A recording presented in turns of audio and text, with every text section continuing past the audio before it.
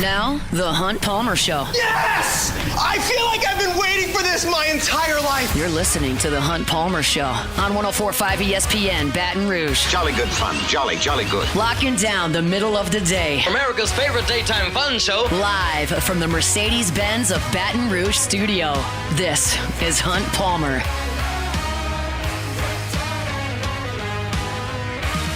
Welcome in a Wednesday edition of the Hunt Palmer Show. Taylor Sharp here with you, sitting in for Hunt Palmer. Talked to him earlier today. The plan, at least the initial plan, is for him to be back tomorrow. If not, looks like Friday, almost a certainty. But we'll touch base after the show, and we'll see if he's back either tomorrow or Friday. But for the time being, I am here with you. We got Jacob Beck. We got Cassie Spazzali. Guys, how we doing today? Doing great. Cassie, on a scale of 1 to 10, how's the post-workout soreness going? Oh, it's like a good 7 or 8. And I'm struggling. Let's just preference by saying that this workout was not yesterday. It was actually 2 days ago. The second day is always worse. The second day is always worse. Okay. I will give her props for that, especially leg day. Leg day, second day is always worse. Leg day is so bad. And, like, I haven't gone to the gym in so long. I used to dance every day. So, like, I just went back thinking that I could go back and, like, do all this heavy stuff. And I am so regretting it. And, man, I had to take the elevator today. My sister came in. She made me take the stairs. That was rough. We're making it, though. We're making it. A video may or may not have been taken of you Very walking embarrassing. down the stairs, it was very holding embarrassing on the watching railing. Hester laugh at me. Yeah. All right, look, we got a jam-packed show today. The Saints made some big-time moves yesterday afternoon after we got off the air. One move I really like, the other move I don't like at all. We'll get into those. Koki Riley going to join us at 1:15 for his normal spot. We're going to preview LSU baseball as they head in to the first SEC weekend series of the 2025 season. Obviously, they're taking on the Missouri Tigers. We'll get Koki's thoughts on that. We got a What If Wednesday at 1:30. Excited about that. A few little short notes on LSU football. We'll have Matthew Brune on. We'll talk spring. We'll talk LSU basketball. And then we'll recap LSU baseball and LSU softball. Both of them huge wins last night in dominating fashion. We'll get into that, and then we'll close things out with Take It or Leave It. But let's get the show started like we do every day with the Genesis Opening Drive. It's time for Hunt's Opening Drive, presented by Genesis of Baton Rouge. The New Orleans Saints were busy in free agency yesterday. We'll start with the biggest of the two signings and the one that I actually like. The Saints have agreed to terms with former Kansas City Chiefs safety Justin Reid. This is reportedly a 3-year contract agreement worth $31.5 million. I think this is a great signing. He's been in the league for 7 years. Over those 7 years, Justin Reid, 580 total tackles, played in 106 games. He had 2 interceptions just a season ago, 5 tackles for a loss, 2 hits on the quarterback. Not only is he a safety, he's a guy that you can move around. Him and Tyrann Mathieu should be intriguing and, quite frankly, very versatile tandem for the Saints at the safety position because Tyrann Mathieu plays a lot in the box. He can play deep as well. We know Reid can play deep. He can play up towards the line of scrimmage as that box safety. There's a lot you can do here. I think this is a great signing, one, because I think Justin Reid is a really good player, but also you were very, very thin at the safety position. You had to do something. We didn't know if the Saints were going to address this in free agency or whether they were going to take care of this spot in the NFL draft. They ultimately decide to go the free agent route, and they do sign Justin Reid. Louisiana native. Obviously, we know Eric Reid in these parts. He's, of that family, actually has taken the exact same NFL path as Tyrann Mathieu, if you can believe that. They both started their careers with the Houston Texans, went on to win Super Bowls at the Kansas City Chiefs. Now they are together at the New Orleans Saints. Again, I mentioned 7-year NFL vet, former 3rd-round pick. Here's the big one, because I talked about he can play at the line of scrimmage. He can play in coverage. The Saints struggled at missing a lot of tackles last year on defense. That was kind of one of their biggest things. He's missed just 9.8% of his tackle opportunities throughout his entire 7-year NFL career. I mean, think about it. I just said 7 years, 580 total tackles. That's a lot of tackles for a safety in just 7 years. I really like this signing. I think it was good all the way around. And when you look at what he was projected to make in free agency, the Saints technically got him on a discount. His projected contract in free agency, PFF put it out, was 3 years, $46.5 million. The Saints got him for 3 years, $31.5 million. About $22.5 million of that is fully guaranteed. I think it's a great signing. I'm excited to see what Brandon Staley can do with Matthew and Reid at that safety spot. They are both so versatile. And that really helps you on the back end because we knew Tyrann Mathieu was going to be here, right? They recently restructured his deal in the past 48 hours. So he's going to be on this team at least next year. But outside of him, you had Jordan Howden, who had been very up and down. He had been kind of a hit or miss player, showed flashes as a rookie. Last year kind of took a step back. And then Will Harris, who was a free agent, he wound up signing elsewhere, so you don't even get him back. You basically had Tyrann Mathieu, Jordan Howden, and nothing else. You had to add a safety, and they had a big one. They had one of the top free agent safeties on the market. Excellent signing for the New Orleans Saints. Look, when you free up cap space, these are the type of moves you have to make. I get it. Everyone all the time blames Mickey Loomis for kicking the can down the road. I'm guilty of it too. It's because you never really see them do anything with that. This is the type of free agent hire where you look at it and you say, okay, I understand why maybe you backloaded Derek Carr's contract a little bit more or you freed up that cap space because they think they're in win now mode. I've said multiple times, I'll continue to say it. I don't think this team is in win now mode. But Mickey Loomis, Kellen Moore, and the rest of the staff and front office members certainly do think that they can make a run at this thing. And maybe they can't.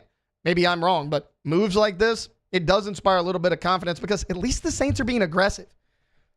Some of you will sit at home and be negative about the Saints regardless and say, they spent $31 million on a guy at safety when they can't compete. I get it, but at least they're trying something. That's a lot better than what we've seen from the Saints in the past. So I really like the signing of Justin Reid. The other news that broke as far as a re-signing, I don't like as much.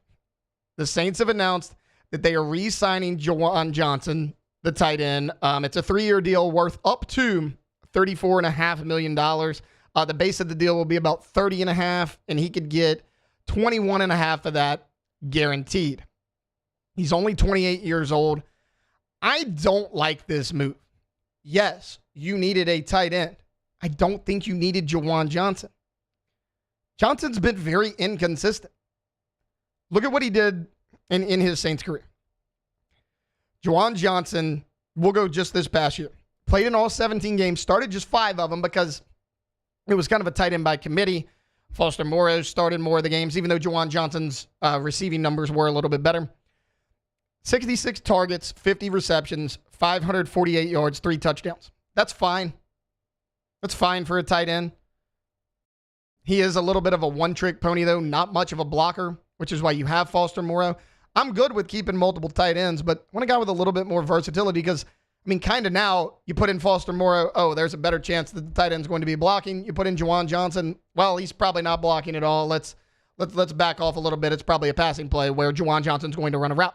It just makes your offense a little bit more predictable, but look, we had talked about it. Could you go trade for a young tight end? Is there anybody in the draft that you like? Because at this point, you're running it back with the exact same group you had last year. Last year, you had Juwan Johnson, Foster Moreau, Taysom Hill. That's what you have this year. Foster Moreau is going to be on the team in all likelihood. You just re-signed Juwan Johnson long-term, and I don't think you could trade Taysom Hill because of his contract. He'll likely be back as well. Because that's something you want to do. In my opinion, there was inconsistencies at tight end last year. It was a question mark. And you're running it back with the exact same guys. You reward Juwan Johnson with a bigger contract. Has he earned it? Foster Moreau on the last year of his deal. Taysom Hill not getting any younger. He's also coming off of an injury. How healthy is he going to be once the season starts? What does this do for the thought of Tyler Warren in round 1? He's a guy we've talked about on pretty much every show in this building of, hey, this is a guy that the Saints could target at 9 overall. And I think everyone's pretty much in agreement that you would take Tyler Warren because tight end was that big of a need. I don't think you go there.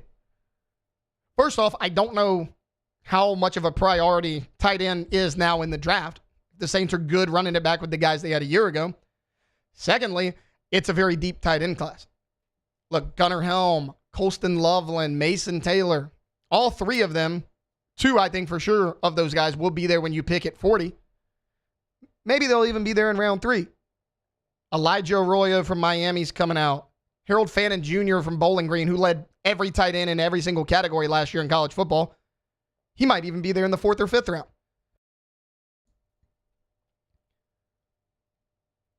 So if you're not going to go tight end anymore, I don't think they go Ashton Jeanty. I know a lot of people are talking about that. I don't think they do that. I don't think they should do that. You're not going interior D-line. You need a pass rusher, but I don't think you're doing that first round now that you drafted, re-signed Chase Young. You're not going safety first round. And you're not going tight end. Once again, this kind of paints a little bit of a clearer picture for what maybe the Saints will do in the first round. I don't think they go O-line. I think it kind of right now boils down to two guys. The first one's Will Johnson, who, if he's there at 9 when the Saints are picking, I hope the Saints pick Will Johnson. You have a big need at corner. Remember, you lost Paulson Adebo. You now have Kool-Aid McKinstry, who was a rookie last year, Alante Taylor, who's played a lot more inside on your defense than he has outside, and Rico Payton. And that's what you have at the cornerback position. Will Johnson was productive in college. Now, his numbers dipped a little bit this year at Michigan, but you could kind of say that for every player at Michigan just because they weren't nearly as good as they were in 2023. Look at Colston Loveland. Going into the season last year in college football, he was considered the best tight end. Now there's a chance he goes 3rd round. He could also very well be there at 9. I think most of the mocks you look at have him there at 9. So I think if Will Johnson's there, you got to take it. However, look at what the Saints have done in free agency. The guys they've decided to re-sign. It's all been on the defensive side of the ball. So maybe you can look at this and say the Saints have focused all their attention in free agency on the defensive side of the ball. That means they're going to be offense heavy in the NFL draft. That is a totally reasonable thing to think. That brings me to Tetairoa McMillan, the wide receiver out of Arizona. He's 6'4". He's 220 pounds. You don't have anybody on your team like that at the wide receiver position. Look, I really like Chris Olave. I liked it when you took him in the first round. Concussions, no concussions, take that out of the equation. I'm not sure Chris Olave is a number 1 wide receiver in the NFL. I think he's a heck of a wide receiver too. And with almost certainty, Rashid Shaheed is not a number 2. He's a number 3. He's a guy that can beat you deep. He's an undersized guy. He is not a number 2 wide receiver. He'll certainly make some plays for you, though. I like Rashid Shaheed. I think he has a role on this team for sure. But you need that big-bodied possession receiver on the outside, and you just don't have it. Tetairoa McMillan's there. Put up good numbers in the Big 12. Multiple years. I really like Tetairoa McMillan. So maybe they do go offense heavy in the draft. The reason I think they need to go Will Johnson and not Tetairoa McMillan is that the cornerback position is not very deep in this draft. You have Will Johnson. Jedi Barron right now, kind of borderline first-round pick. Really depends on where he falls and who's there. He's a guy that could go in the first round. I don't know if the Saints spend the 9th overall pick on him, but I like Jedi Barron. He was at Texas. He was an outside corner on a top 5 defense in college football. Outside of that, though, I mean, Maxwell Hairston from Kentucky, he had a good combine, but he kind of had an up and down college career. He's like the 3rd or 4th best corner right now on all the big boards. You're not deep at corner at all. Receiver, you are deep. You have McMillan. You have Matthew Golden. You have Luther Burden. I mean, those are just the top 3 guys. And let's say all of them go in the first round. They very well, maybe there's quality guys you can get later in the draft. You're very deep at wide receiver. So I like Will Johnson and Tetairoa McMillan. I think they're both a big need. But honestly, just because of what's left in the draft and what could potentially be there at 40 overall, I think at this point, if Will Johnson falls to you at number 9, you have to take him. He has to be a member of the Saints if he falls to number 9. Just because there is a big gap between him and the next corner. There's not that big of a gap between Tetairoa McMillan and a Matthew Golden, a Luther Burden, or whoever else you want to put on that list.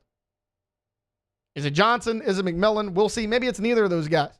I think maybe that's the direction, though, that the New Orleans Saints are looking. All right, we're going to take a quick timeout. When we get back, Koki Riley is going to hop on with us. This is his usual Wednesday spot at 1:15.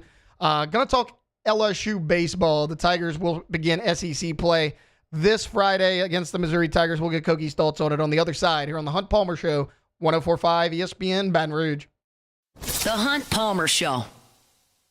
Genesis of Baton Rouge, genesisofbatonrouge.com. They're the only fully exclusive Genesis dealer in the state of Louisiana, and they're right here in Baton Rouge. I told y'all earlier this week, we were driving, my wife goes, oh, that's that car I really like. It's a Genesis. And she had no idea that I even do this. I was like, yeah, they're really nice. They're really, really nice. And you should know it too. You don't see a ton of Genesis on the road because it's fairly new to our city here. They've only been at that location for a year and a half, but go check it out. It's a luxury vehicle. It's a luxury experience to be a Genesis driver. That means 3 years of complimentary maintenance, a 10-year, 100,000-mile warranty. It's a luxury experience at a reasonable price over at Genesis of Baton Rouge. Every single car that's on the lot at Genesis of Baton Rouge is online at genesisofbatonrouge.com. And all of them, every single model, from the entry level to the highest end, come with the same safety features. Safety is a priority for Genesis. Go check them out. Genesis of Baton Rouge. They're online at genesisofbatonrouge.com. That's Genesis of Baton Rouge. The Windsor Senior Living Community in Mandeville, Louisiana is a beautiful, vibrant apartment community geared toward seniors. They are nestled right in the heart of Mandeville, where seniors live a more carefree lifestyle in spacious apartments with the peace of mind that comes from having a little extra help. Call the Windsor at 985-624-8040 to schedule a lunch and tour. Come see how the Windsor can be your passport to peace of mind. Family owned and community driven. Service Chevrolet Cadillac, a legacy you can trust since 1972.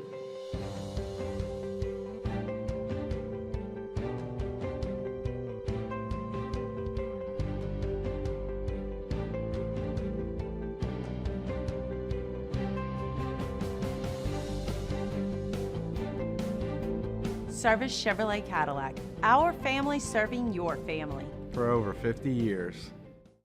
At Bayou Automotive, we believe in a sales process that puts you first. We want you to experience an easy purchase with clear pricing and great service. Let Bayou Ford and Bayou Chrysler Dodge Jeep Ram be your trusted partners in finding your perfect vehicle. The crew at Bayou Automotive is going to do right by you. Jerry and Benny Payne began Central Plumbing Company out of their driveway in Tanglewood Subdivision. 50 years later and 4 generations down the road, we continue to serve Baton Rouge and the surrounding areas for all of their plumbing needs. Residential, commercial, industrial, or hospitality, Central Plumbing is here 24/7, 365. We want to thank our customers, family, and friends for 50 years of success. And looking forward to 50 more. At Ochsner, we know healing is a team sport. That's why we've partnered with world-renowned orthopedic surgeon Dr. James Andrews to create the Ochsner Andrews Orthopedics and Sports Medicine Institute. Whether you're a professional athlete or a weekend warrior, our team of specialists are dedicated to getting you back in the game.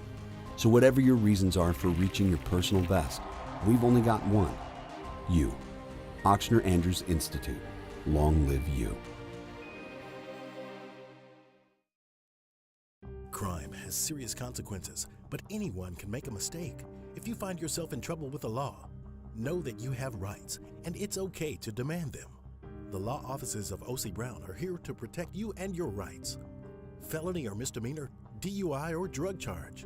No matter what crime you're accused of, you still have rights. Let the law offices of O.C. Brown uphold them. Call 225-343-1111. Your law firm for a lifetime. Looking for the ultimate game day experience? Come to the Queen Casino in Baton Rouge. Wall-to-wall TVs mean you'll see every touchdown in HD. Place your bets and feel the... You're listening to The Hunt Palmer Show on 104.5 ESPN, Baton Rouge.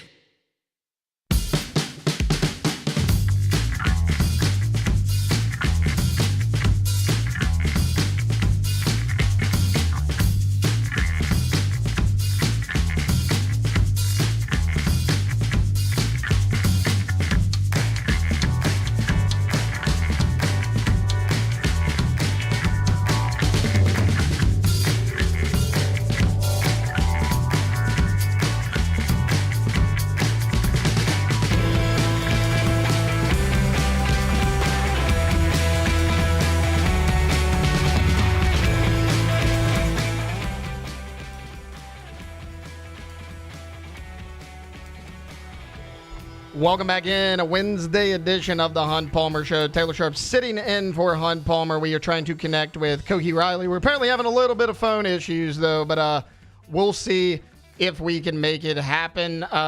When Koki does join us, we will talk to him about all things LSU baseball as they will begin SEC play this Friday night. And joining us right now is Koki Riley. Koki, how are you today? Doing well. How's it going?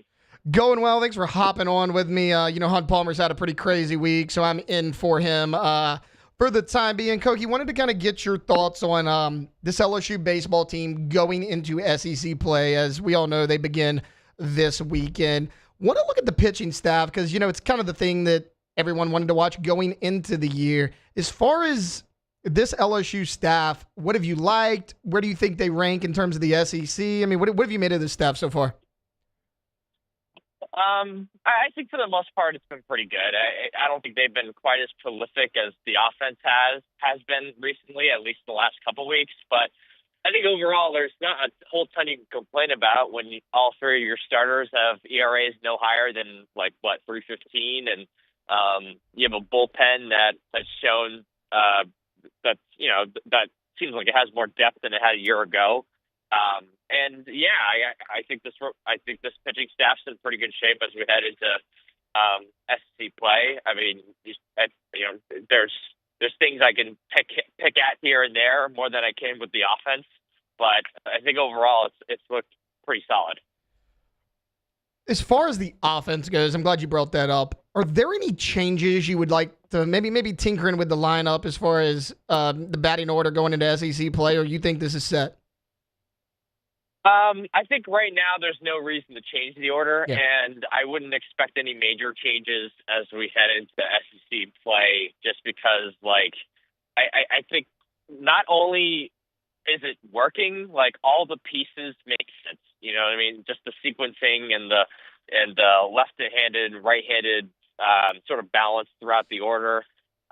When you put all that into consideration, I have trouble seeing why you'd make a change. For example, Derek Curiel, I mean, the guy has a 600 on-base percentage, and he's gone on base in every game. So, why in the world would you not have him lead off? Or, why would you change that? And then Jared Jones hitting second. He's really started playing better at that number 2 hole, and then he has someone to get on base ahead of him in Curiel, and someone like Danny Dickinson right behind him, who's second on the team in home runs, only to him. So,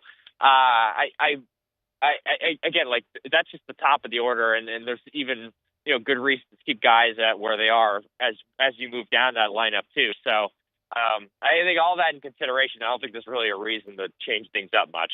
As far as we were just talking about the top of the order, as far as the bottom of that lineup goes, do you like Stanfield in that 9 hole? Yeah, especially when you got the lefty ahead of him and Tanner Reeves.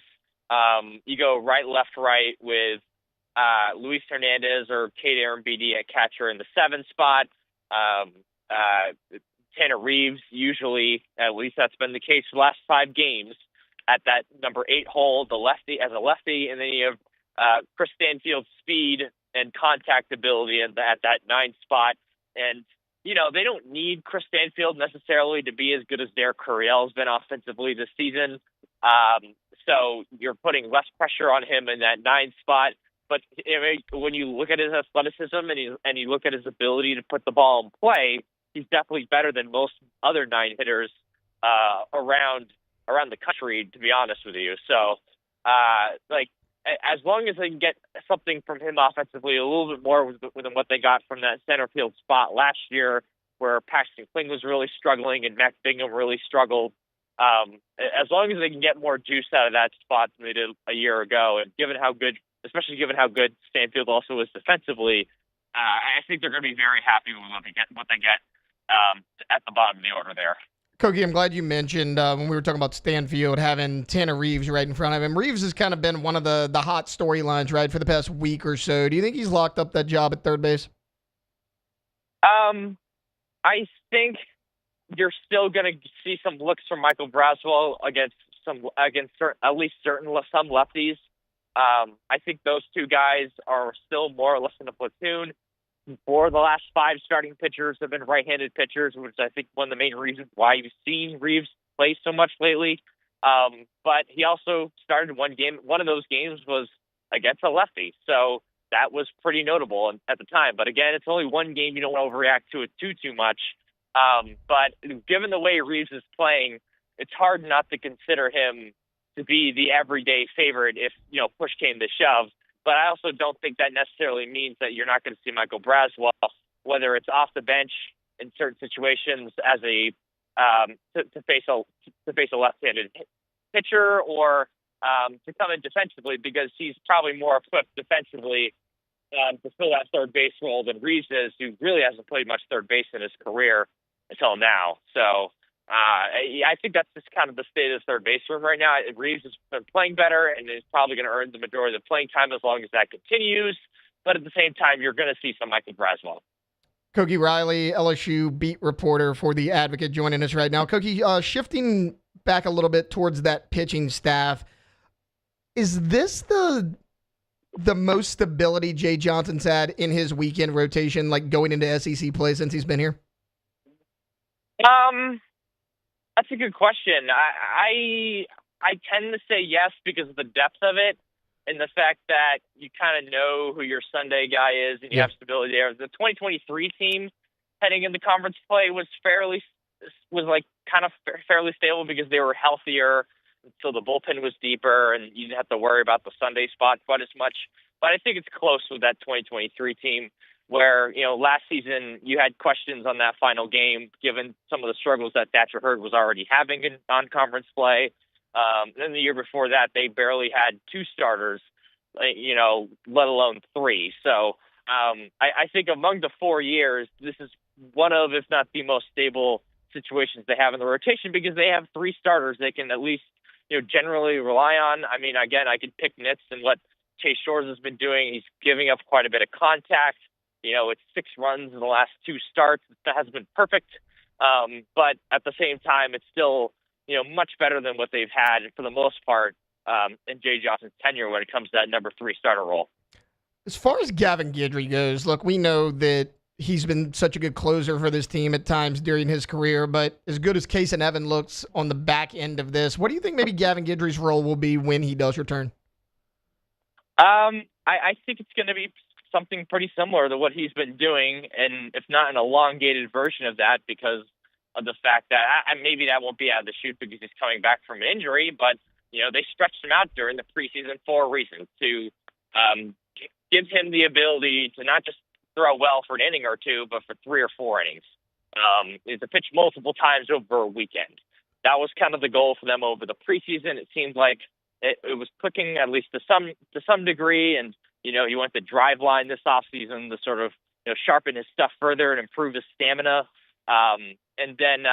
But then the injury happened, so we really haven't seen him since the preseason. So it'll be interesting to see what it looks like when he comes back, what that role is going to look like exactly. We're not totally sure.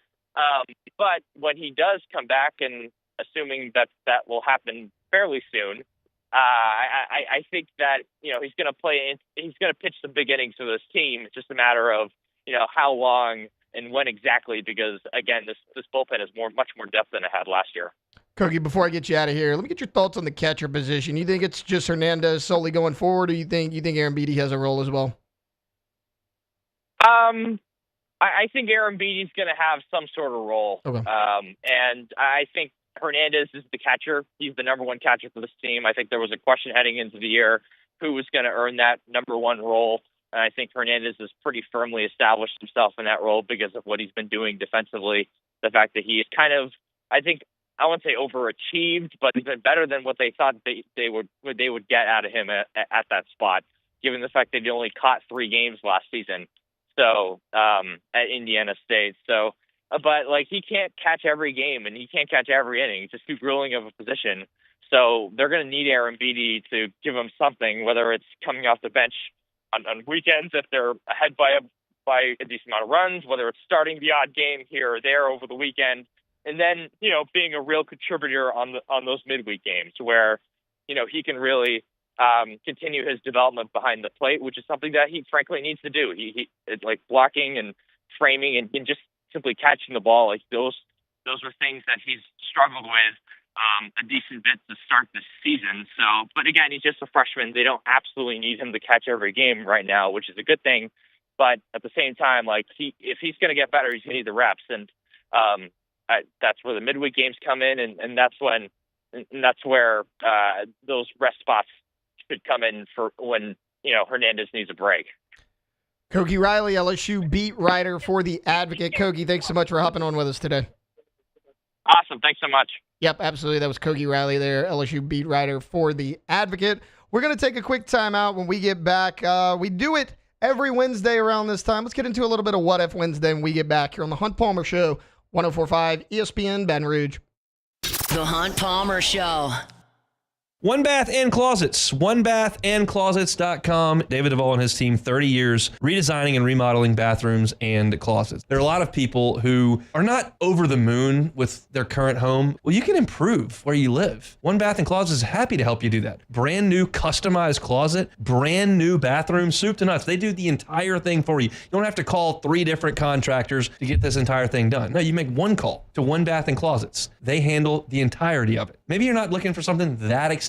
Maybe you're looking for something like a tub to shower conversion. They can do that as well. You don't ever use that tub. They can take it out, put a glass walk-in shower in, changes the look of your bathroom, changes the functionality of your bathroom, adds value to your home. So if down the road you're looking to move on, that's an asset that you've got right there under your roof. We're worried about paying for it. Financing options are very much available for the folks over at One Bath and Closets. It starts with a free consultation, a questionnaire, and then a plan. They get it done and they do it right the first time and leave the competition behind. It's One Bath and Closets. You can check them out online at onebathandclosets.com.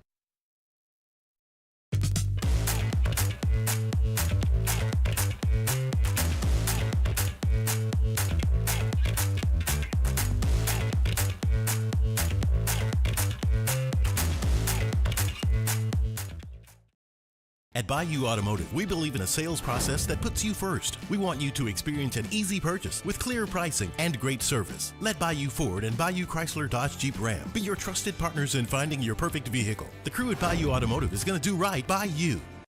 Baton Rouge's home for real rock. It's Eagle 98.1. Foo Fighters. Led Zeppelin. AC/DC.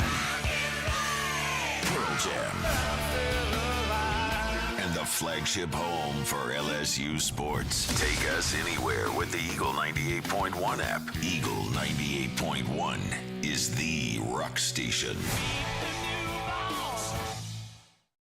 At Bayou Automotive, we believe in a sales process that puts you first. We want you to experience an easy purchase with clear pricing and great service. Let Bayou Ford and Bayou Chrysler Dodge Jeep Ram be your trusted partners in finding your perfect vehicle. The crew at Bayou Automotive is going to do right by you. Family owned and community driven. Service Chevrolet Cadillac, a legacy you can trust since 1972.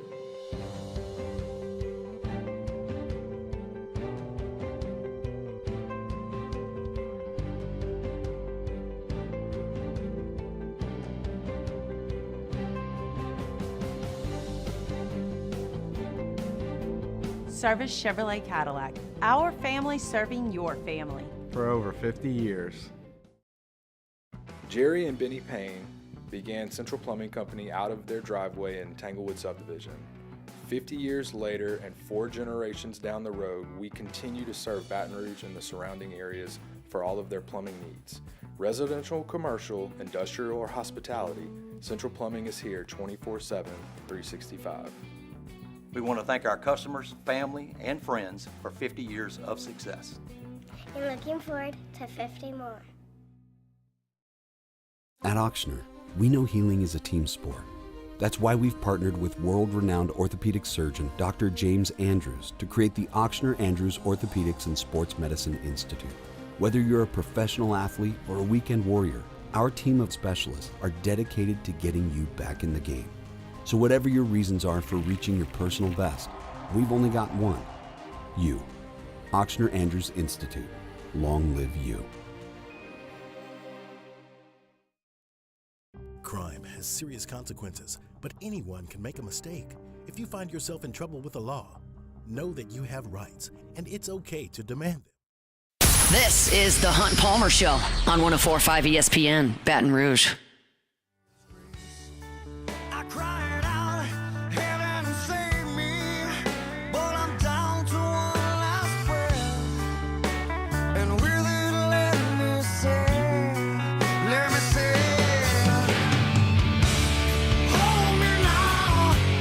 the third Creed song that I know, Beck. I know 3 now. Yeah, and you said you didn't know, only knew 2, but you were proven wrong. But what did I say? Musso goes, you know at least 5. And I said, there is no way I know at least 5. There might be one that I know that I didn't know was Creed.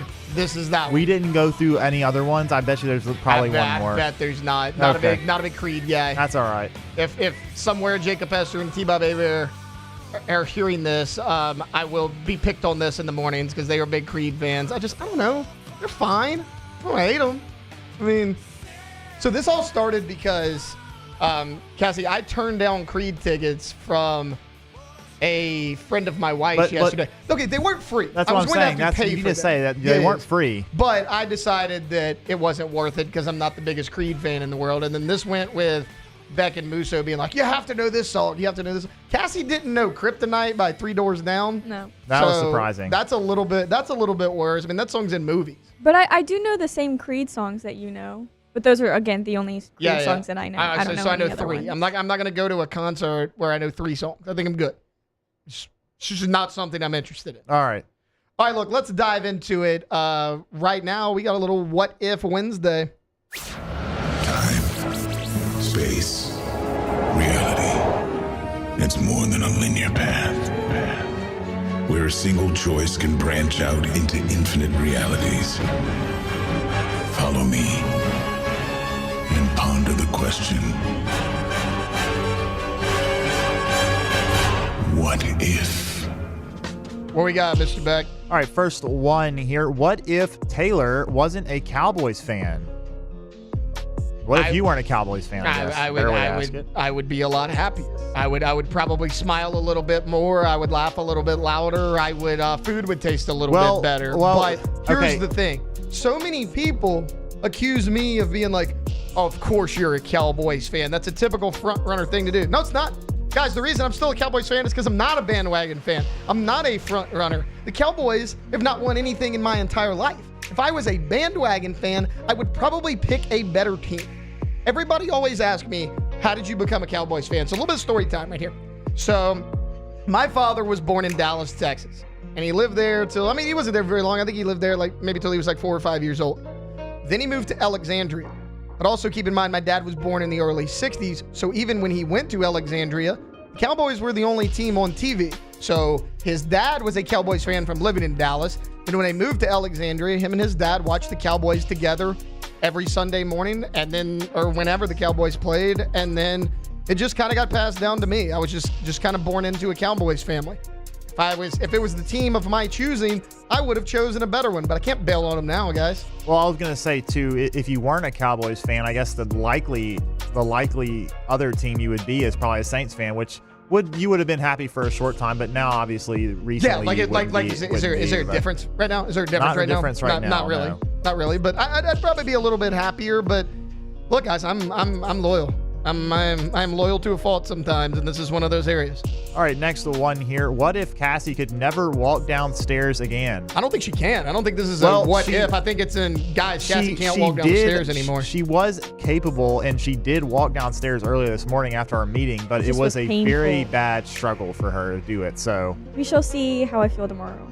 Cassie's going to show up in a wheelchair tomorrow because Jesse forced her to walk 1 flight of stairs today. You gonna push me around? Yeah, it'll be a workout for me. Look, it'll be mutually beneficial for both of us. Sure, why not? All right, this next one is from Matt Musso himself, the esteemed producer of AFR. What if the hot sign at Krispy Kreme didn't exist? I don't think I'd go. Okay. Here's the thing. I don't go unless the hot sign is on. I'm gonna wait. I'm gonna let you two answer this first. I have a hot take on Krispy Kreme, so I'm gonna go last. Okay, you're gonna say that you don't like it. That's fine. It's not that I don't like Krispy Kreme. One, it's not good the next day. Krispy Kreme's good one time. I don't like it. Okay. I don't like it the next day. The donuts just get a little chalky for me the next day. Put it in the microwave. They gotta be hot. They're great hot and fresh. Mary Lee Donuts is significantly better than Krispy Kreme. Okay, that's not the discussion we're having right now, Taylor. The discussion is whether or not the hot sign at Krispy Kreme didn't exist. And if it didn't exist, I probably would never go. Here's the thing, though. What's the closest? Is they have Plank one, the only one? Yeah, they have one on Plank. That's not remotely close to me. Yeah, no, they used to have one on Segan Road, but it closed years ago. Yeah, I can't tell you the last time I've even been to a Krispy Kreme. The one on Plank's closest to me, and I live almost Yeah, within you're walking basically distance of a Mary opposite. Lee, so I'm Yeah. like, I never go to Krispy Kreme. No, it's doesn't affect understandable. me that much. There's one like right by my house in Metairie. It's pretty good. Yeah, I know they have some in New Orleans and Metairie, but unfortunately in Baton Rouge, just the one in North Baton Rouge. But all right, let's move on here. Next one. What if you could teleport anywhere, but every time you do it, you age 2 years? Oh, this is easy. I'm teleporting somewhere in the past, Beck. So All right. You can't do That's that. not the question. The question isn't if you could time travel anywhere. Okay, no, I'm not time travel. Okay, I am teleporting to my birthday 3 years ago. Okay, But that's that's time that travel. is a- No, at the specific location, but it's 3 years Okay, ago. Therefore, that's- I'm actually a year younger. But that's not No, that's that's not time what we're saying. travel. We're saying you can teleport to a location, not a location and a time and place as well. It's just a location. You can teleport from here to Spain. You can teleport from You have to here. stay in this you can time. you can teleport from here to anywhere on the globe. You can't teleport to a different time. Anywhere? Yes. I don't know. Krispy Kreme. So you're gonna waste 2 years of your life to teleport to Krispy Kreme. No, absolutely not. I just gotta tie it in because I haven't been to Krispy Kreme in a while. Okay, so, but you're telling me that there's got to be some places that you would do it. I don't know because anywhere I would go, it would be somewhere that I've never been before. Yeah. However, I don't know what place is cool enough to take 2 years off my life because I've never been before, Beck. So I don't know. Well, That's I would fair. have thought that maybe you had. You are setting me up for failure. Okay, with no, this but question. some people have bucket lists. That's a very common occurrence. People I have think bucket I- lists of where they want to go. I think I'd have to teleport everywhere right now because my legs are too short. Well, that's true. Actually, I just have to take the 2 you years. would be like 90 years old by the end of the day. So that would be really a struggle for you. All right, let's get these last two in real quick. What if Jerry Jones never ran off Jimmy Johnson? I mean, I think Jimmy was leaving either way. I don't know. I mean, what if he? Sure, like, did it work out? No, but you could say, what if he never ran off Tom Landry? Look, my dad hates Jerry Jones probably more than I do, which is saying a lot, solely because he ran off Tom Landry, and that was my dad's coach growing up. However, when he ran off Tom Landry, a lot of people criticized it. He brought in Jimmy Johnson, and Jimmy Johnson won multiple Super Bowls with that franchise. Now, he wasn't able to replicate the same type of success. They still had some success. I don't know. I mean, that was a little bit before me, but I mean, look, how many times do we see coaches and owners and GMs get into fights? I mean, it's not. I'm not criticizing Jerry for that. I'm criticizing Jerry for the last 15 to 20 years. Everything else, I don't care. Last 15 to 20 years, he's been awful. Look, Jimmy had a big ego. Jerry had a big ego. Sometimes it doesn't work out with guys like that. All right, last one. What if the Saints signed Cooper Kupp? He was just released by the Rams. I would love if the Saints signed Cooper Kupp. Now, it doesn't do a lot building for the future. I would say maybe pass on it just because it's probably going to be a big contract. However, if the Saints truly believe that they are in win now mode, again, I don't, but the moves they are making certainly seems like they are. I mean, yeah, why not? But it might be a little bit too big of a contract for a little bit too old of a player for me to want to do that. It would be exciting. It'd probably get some fans excited, and some fans may rage out because of that news. It would get a lot of engagement. It'd be good for us here for views and engagement, but I don't know how much it would help the Saints this year. So, yeah, it I don't doesn't seem like the smartest signing, but that sounds about right for maybe the Saints at this point in time. Might as well make some dumb signings when your team is just in the dumpster right now. But No, I don't think I would hate it. Okay, here's one in the chat before we go. What if LSU goes 5-7 this year in football? yeah, that is going to be Brian Kelly sitting on a fire hot stove of a seat. Yeah, I said last year, look, you could never please LSU fans, right? There were people calling for Brian Kelly last year after the 3-game skid. I've always said Brian Kelly's here a minimum of 2 more years, meaning 25 and 26. If this happens, however, if you go 5-7, that does change things a little bit for me. That would not be good news for Brian Kelly. I don't think that he would get fired if they went 5-7. But that means going into 2026, he's on a very, very short leash before he gets fired. I don't know. I think 5-7 may be enough to do it. I mean, again, when you're angry, you can find a way to do things. That's true. Money can appear. Again, because of his contract, I've always said 2 more years, 25 and 26 minimum. Regardless of performance, 5-7 actually changes that for me a little bit. I don't know if Kelly could survive that. Maybe not. All right, that's it. All right, well, that's it for a What If Wednesday. Fun one there. By the way, guys, I was just kidding about the whole teleporting time travel thing. Okay. I know the difference between the two. Sure. All right, look, when we come back, a few little short sports stories I want to mention. Brian Kelly has hired a former Miami Hurricanes defensive assistant to LSU staff, and Marquez Valdez-Scantling has signed a contract, not with the Saints, though. We'll mention both of those on the way back here on the Hunt Palmer Show, 104.5 ESPN Baton Rouge.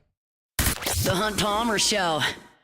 Highland Insurance Group, highlandig.com is the website. Property and casualty or group employee benefits. Your one-stop shop for all things insurance is, of course, the Highland Insurance Group. If you're a business owner and you don't have a great relationship with your insurance broker, they're just the guy who came with the lowest premium number, that's one way to handle it, but it might not be the best way, especially when something happens. Whether it's a hurricane or a car accident or a cyber breach or a lawsuit or an injury. When that happens, you're going to need your insurance to respond. And if you only have the insurance in place because it was the cheapest one, it may not.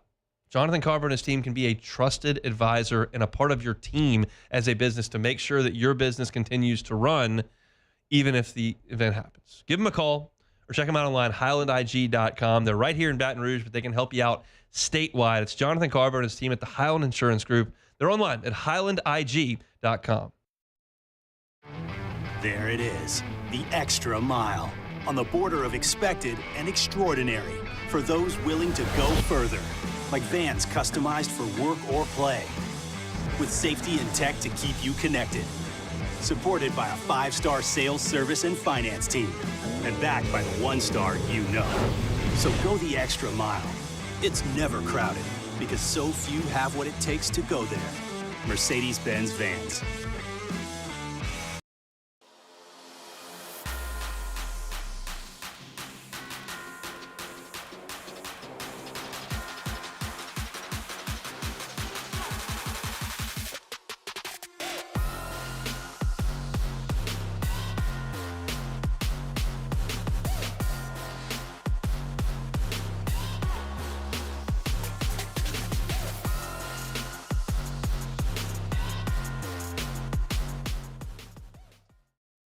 Family owned and community driven. Service Chevrolet Cadillac, a legacy you can trust since 1972.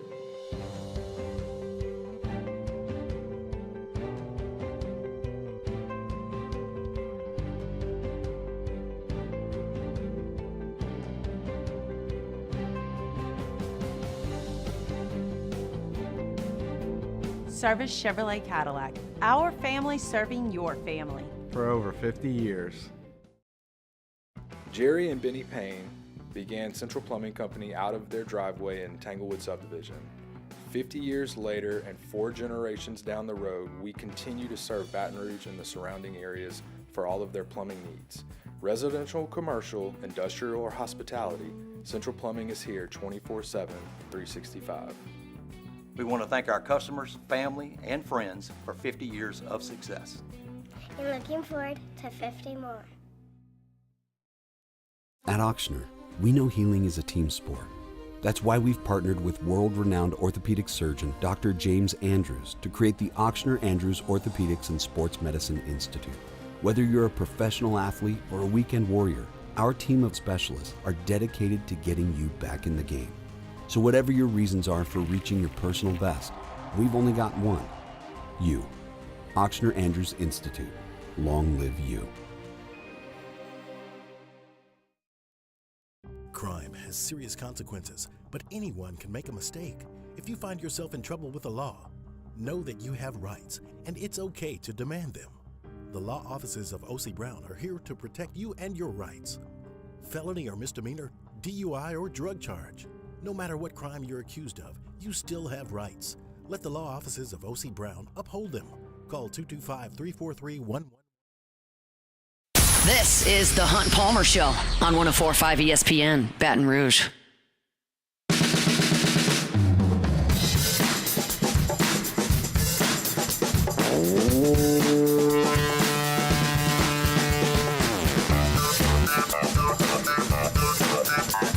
Welcome back in. Wednesday edition of the Hunt Palmer Show. Taylor Shepard with you. Final segment of hour number 1. Not a ton of time. Few topics I do want to get to, though. It was reported yesterday that Brian Kelly and the Tigers are expected to hire Former Miami Hurricanes defensive analyst Mark St. Felix. Will be at the same position in Baton Rouge, according to a report from 247 Sports. So he'll be a defensive analyst here as well. Look, St. Felix has a chance to come in, work under Corey Raymond with the defensive backs. That seems like it's likely where he's going to be.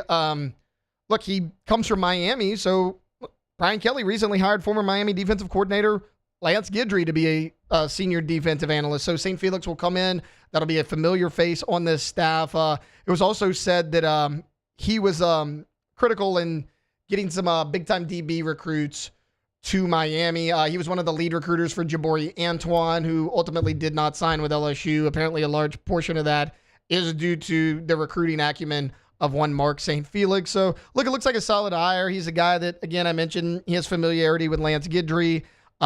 He's been at multiple Power 4 programs. He's been with the Miami Hurricanes, Kansas State. Those were his two most recent stops. Look, solid hire for Brian Kelly and his staff. You can never have too many analysts. I mean, that's something we always talk about, that now that they have lifted the limits on the number of analysts you can have on your staff, you can never have too many, especially a guy like that who seems like a pretty good recruiter. He was able to recruit Jabari Antoine. He's been at a number of Power 4 programs, and he has familiarity with Lance Guidry, so it's always nice to have that kind of cohesion on the staff. Okay, just a few more minutes before we get out of here. The Seattle Seahawks, we all know that they traded DK Metcalf to the Pittsburgh Steelers. They've cut Tyler Lockett, the 32-year-old wide receiver. He's meant so much to that team, but it was just time to move on. They're kind of in full rebuild mode because they trade DK Metcalf. They trade Geno Smith for Sam Darnold, which is a deal that I'm still not crazy about. And then they flat out cut Tyler Lockett. So you're like, okay, they're in rebuild mode. You got Jackson Smith and Jigba. They needed somebody next to him. Tom Pelissero, NFL Network insider, was the first one to report on this news. Multiple people have reported it now. The Seattle Seahawks are signing veteran wide receiver Marquez Valdes-Scantling to a one-year deal. That is big for the New Orleans Saints because, Valdes-Scantling was a guy that maybe the Saints would have brought back. I mean, he was kind of your only bright spot on that offense late in the season that had all of those injuries. Look, Olave was out with his concussion issues. Rashid Shaheed had an injury that forced him to miss the rest of the season. I mean, that's not even including Derek Carr. You had to go with Spencer Rattler. You went with Jake Hayner for a little while, back to Spencer Rattler. I mean, it was kind of a turnstile there at a number of positions. But you were able to sign Marquez Valdes-Scantling halfway through last year, and he was a bright spot on your roster. I mean, without Valdes-Scantling, your offense is actually way worse than it wound up being. He scored a multitude of touchdowns for you in New Orleans. He kind of flashed really from the day he stepped foot on the field for the New Orleans Saints. He will no longer be there. It is a one-year deal worth up $5.5 million. I am a little surprised that the Saints weren't able to match that. Look, Valdes-Scantling, only 30 years old. He burst onto the scene with the Green Bay Packers, right, with Aaron Rodgers. That's kind of where we first got the first look at him. He joined the Kansas City Chiefs. Look, he went 2 for 2 with them in Super Bowls. He was with them for 2 years. They won back-to-back Super Bowls. And then last year, he was with the Buffalo Bills for 1 point of the year, then later with the Saints. And again, I thought that he did a really nice job with the Saints. He was a nice deep threat for you, which you did not have at all once Rashid Shaheed went down with injury, because you didn't have very many receivers. I mean, you had Mason Tipton for a time. Cedric Wilson was kind of your de facto, like, wide receiver 2, wide receiver 3. Once those injuries occurred, he wasn't really a threat to take the top off the defenses. It was really a guy like Marquez Valdes-Scantling. I mean, he was kind of your do-it-all player for you, if you will. Really good signing for the Seattle Seahawks. It gives Sam Darnold another weapon to use out there in Seattle. We'll see what Sam Darnold does. I personally think he's going to take multiple steps back from what we saw at Minnesota, but a good signing for the Seahawks nonetheless. Again, a proven player, only 30 years old. You got him for pretty cheap, just $5.5 million, one-year deal. And now the New Orleans Saints still very much in the wide receiver market. We talked about it a little bit earlier in the show. Do they go Will Johnson in the first round at corner, or do they go Teteroa McMillan at wide receiver to fill some of the void partially left by a Marquez Valdes-Scantling? Okay, that's going to do it for hour number 1 of a Wednesday edition of the Hunt Palmer Show. Coming up in hour number 2, top of the hour, we're going to be joined by Matthew Brune. We'll kind of recap the LSU basketball season, get his thoughts on LSU versus Mississippi State tonight in the SEC tournament. What kind of chance did the Tigers have? I imagine he's going to say not very much of a chance. And we'll talk some LSU football as they are on the practice field for spring practice. That's all coming up. We'll also talk a little LSU football. Hunt Palmer had a write-up kind of recapping the first day of LSU spring practice. We'll talk baseball and softball. And, of course, we'll wrap this thing up like we do every day with a little bit of take it or leave it. Hour 2 coming up. We're jam-packed. Stay tuned. It's the Hunt Palmer Show, 104.5 ESPN Baton Rouge. The Hunt Palmer Show. Gulf Coast Office Products is a nationally recognized Savin office equipment dealer based right here in Louisiana. Over 100 employees strong, Gulf Coast has the boots on the ground to support all vertical markets, from education, engineering, legal, and finance. With the latest in office technology, from desktop to production segment units, Gulf Coast and Savin have the perfect fit for you. Call 225-756-2644. That's 756-2644 for Gulf Coast Office Products. At Bayou Automotive, we believe in a sales process that puts you first. We want you to experience an easy purchase with clear pricing and great service. Let Bayou Ford and Bayou Chrysler Dodge Jeep Ram be your trusted partners in finding your perfect vehicle. The crew at Bayou Automotive is going to do right by you.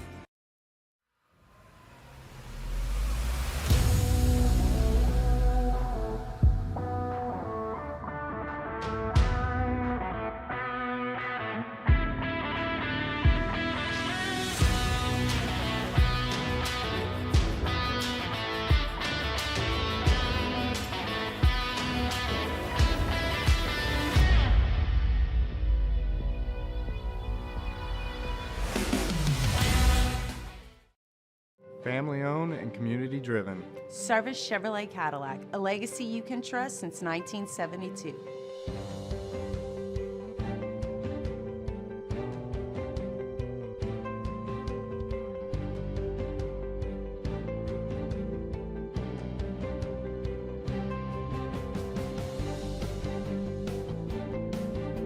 Service Chevrolet Cadillac, our family serving your family. For over 50 years.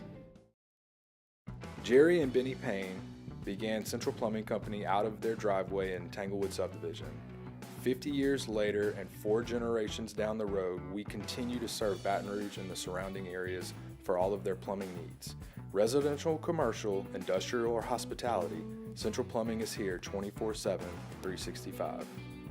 We want to thank our customers, family, and friends for 50 years of success.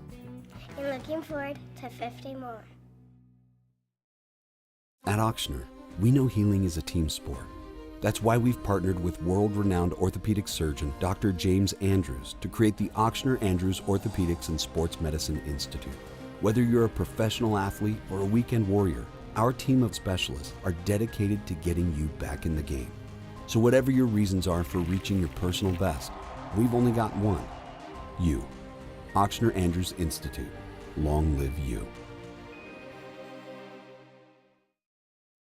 Crime has serious consequences, but anyone can make a mistake. If you find yourself in trouble with the law, know that you have rights, and it's okay to demand them. The law offices of O.C. Brown are here to protect you and your rights. Felony or misdemeanor, DUI or drug charge. No matter what crime you're accused of, you still have rights. Let the law offices of O.C. Brown uphold them. Call 225-343-1111. Your law firm for a lifetime. At Bayou Automotive, we believe in a sales process that puts you first. We want you to experience an easy purchase with clear pricing and great service. Let Bayou Ford and Bayou Chrysler Dodge Jeep Ram be your trusted partners in finding your perfect vehicle. The crew at Bayou Automotive is going to do right by you. Looking for the ultimate game day experience? Come to the Queen Casino in Baton Rouge. Wall-to-wall TVs mean you'll see every touchdown in HD. Place your bets and feel the thrill of every play with our DraftKings Sportsbook. The Queen Casino, where every moment is a win. At Atmos Energy, our Smart Choice solutions help customers save energy and emissions with rebates up to $500 off high-efficiency natural gas appliances, smart thermostats, and weatherization upgrades. Together, we're fueling our energy future.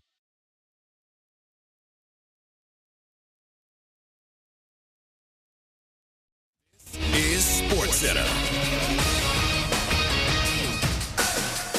I'm Doug Brown. ESPN's Field Yates reports the Chiefs restructure the contracts of quarterback Patrick Mahomes and defensive lineman Chris Jones.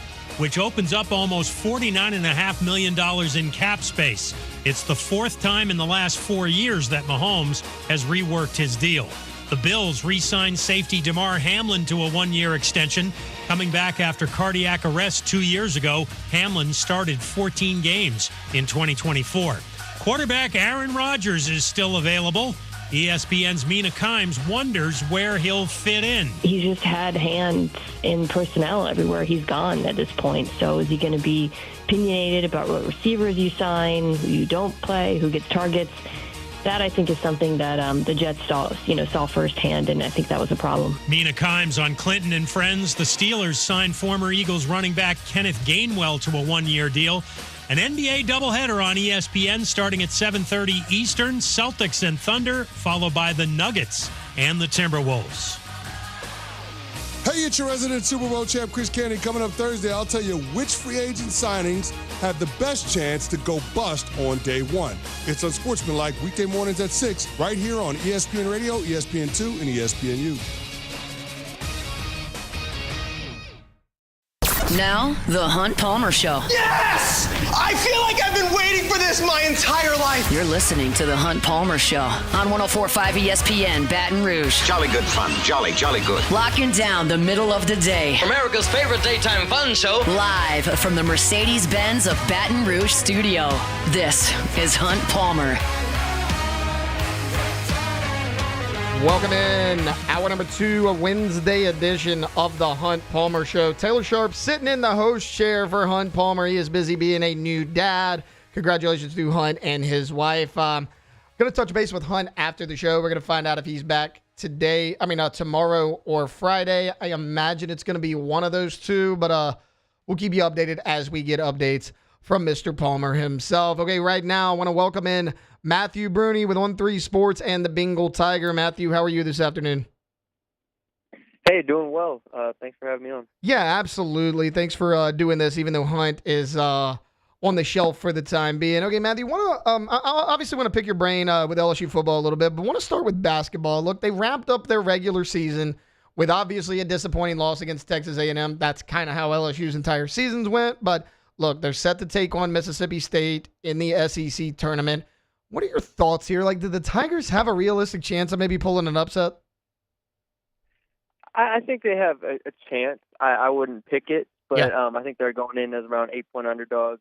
Mississippi State's probably the worst draw you can get in this first round. I'd much rather would have played Vanderbilt, Texas, Arkansas, one of these other teams and playing on the first day. But they were competitive with Mississippi State early, and then they kind of fell apart. That was a road game for them, so they'll be able to play them on a neutral site.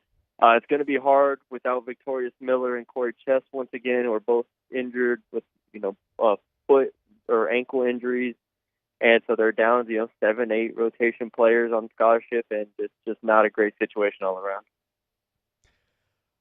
Look, we know that LSU said they're bringing Matt McMahon back for another year because, look, obviously fans have a certain opinion of Matt McMahon. I get it. They say they want to, put more towards NIL. How competitive can LSU be in basketball under Matt McMahon, in your opinion? I think if they hit the transfer portal the way that they need to this offseason, I think that they could be a tournament team next year. Like that wouldn't surprise me at all. A one-year turnaround is not out of the picture. We've seen Missouri do it. We've seen Vanderbilt do it. I think getting the right players in the transfer portal is absolutely pivotal, and I think they are investing enough to do that this year, this offseason. So now it's just about McMahon and the staff evaluating correctly, getting the right players in, and building them up from there. I think even fans that don't think he's good or think they should move on from him, I think you go back to the 2024 season and it's like, okay, they went 9-9 in conference with a subpar cast again, and I think most people would say that he can coach. Now it's the talent acquisition part of this that he really has to get right. Matthew, you want to shift away a little bit from basketball, head into football. LSU kicked off spring practice on Saturday. This morning was actually the media's first availability. As far as like spring goes, look, whether you're able to make it out there, whether you just hear things, reading reports, what is the biggest thing you want to keep your eye on during LSU spring practice? Yeah, so I should be able to make it to most of them. I was there this morning. Obviously, today was just a 20-minute segment for the media to come out and give some video and stuff. We'll be able to see full practices twice, I think, this spring, Saturday being one of them. All that to say, I think the offensive line is still, honestly, both lines of scrimmage is my biggest thing to watch this spring, to see some of the newcomers, to see on defense, what these defensive ends look like, how Kyle Williams is coaching the D tackles. And then on the offensive line, there's like 11 players or 10 players that could, in theory, start or play for this team. So I really want to see how that shakes out on both sides. So I'll take the line of scrimmage. What do you make of the additions? I mean, which transfer portal player, whether it's these talented receivers coming in, whether it's somebody on the defensive side of the ball, are there any transfers you think LSU fans need to keep an eye on? Yeah, I think a lot of them, considering how much better this class is than the last couple of years, really, where they've kind of just been hit or miss and haven't been all in on the portal and stuff. This year they were all in on the portal, and I think you'll see that, especially on the perimeter. I think at receiver, Barry Brown from Kentucky is a speedster, a playmaker, as a kick returner, and as a receiver. Nick Anderson from Oklahoma missed last year, but comes off of a 2023 season where he had, I believe, it was around 800 yards and 10 touchdowns. So this is a wide receiver group that got a lot better with those two. And then on defense, I look on the perimeter as well in the secondary with Mansour Delaney from Virginia Tech at corner potentially, Jakeem Jackson from Florida at corner potentially, Tamarcus Cooley from NC State at safety. So those are just some of the names that I'm looking forward to seeing, I think, from the portal that should be starters or competing to start. As far as the defensive back room goes, they did a great job, in my opinion, in the portal at the cornerback position. As far as safety goes, you bring in Tamarcus Cooley. Outside of him, though, it's kind of the same guys from a year ago. I mean, it looks like Cooley will likely lock down one of those spots. Who do you think? What do you think of that competition next to him? Who are you keeping an eye on at that safety spot? Yeah, today it was Javian Toviano, who also played there in the bowl game as well. For those who don't know his past, he came out of high school as a safety, then went to nickel, and then went to corner, and he's just been kind of a do-it-all guy his first years at LSU. I think he's talented enough to start in the SEC, but he has to kind of put it together this year. So that's one at safety, and then we'll see. Jordan Gilbert was playing through some injury last year, and I know it's not really an excuse, but hopefully he can be better for them this season and contribute at the safety spot, whether he's starting or not. What do you expect from Garrett Nussmeier entering year 2 as the starter? I expect a lot from him. I think he is a Heisman candidate. I think he's a worthy Heisman candidate. I think he was the best quarterback in the SEC last year personally. Even through the interceptions, he was top 6 in the country in pass attempts. He, did everything for this offense. Behind an offensive line that was disappointing, a run game that could never do anything, and a receiver group that was subpar compared to expectations. So I hope that the improvements at receiver help. I believe they will. I think the run game should be better with the addition of Alex Atkins and Caden Durham in year 2, and then hopefully they can get the offensive line right. If that happens, I think this is the top 5 offense in the country. As that running back room goes, I mean, look, you got Caden Durham, you have Caleb Jackson, who fans probably wanted to see a little bit more of a season ago. Obviously, Caden Durham will likely be your bell cow going into the season, but Harlem Berry and JT Lindsay are names to keep an eye on, especially Harlem Berry. He's going to be out there during the spring. I don't know how much you got to see of him today, but maybe what are your thoughts on Harlem Berry year 1? I got to see a little bit of him just going through drills and stuff, and I've seen him the past 3 years at LSU camp, and every single time I'm just like, this guy, he just moves differently. And I understand he's not the biggest guy, 5'11", probably 180, but I just think you see a guy that moves the way that he does, and those don't grow on trees. That's where the comparisons to like Jamal Charles, to Reggie Bush, to all these great Jahmyr Gibbs, all these great players. That's where the comparisons come in. So we'll see how the jump goes from, the lowest division high school ball in Louisiana to the SEC. It might take him a little bit. He'll have to get bigger, but Harlem Berry, I think, is the second best running back in the room behind Caden Durham right now. And Caleb Jackson, like you said, will continue to work his way and get better from kind of a disappointing year last year. A lot of people expected him to potentially even be a starter, and he was kind of disappointed. JT Lindsey will come in the summer, and he is a physical back that should be ready to contribute right away. So I think it's a good room, but I think a lot of it honestly hinges on Harlon Berry. If he can be that playmaker for them, you really round out the room well. Matthew Brune joining us right now. Matthew, as far as Caleb Jackson goes, you just mentioned, and I agree, that Harlon Berry is probably the second best running back in that room right now. Look, if he beats out Caleb Jackson for that RB2 spot in the spring, and then you have JT Lindsey coming in the summer, I mean, what does the future of Caleb Jackson potentially look like at LSU? Yeah, I think he was a transfer portal candidate in a lot of people's minds. It's like, okay, is he going to stick around after really not getting carries and getting passed up by Caden Durham in year one?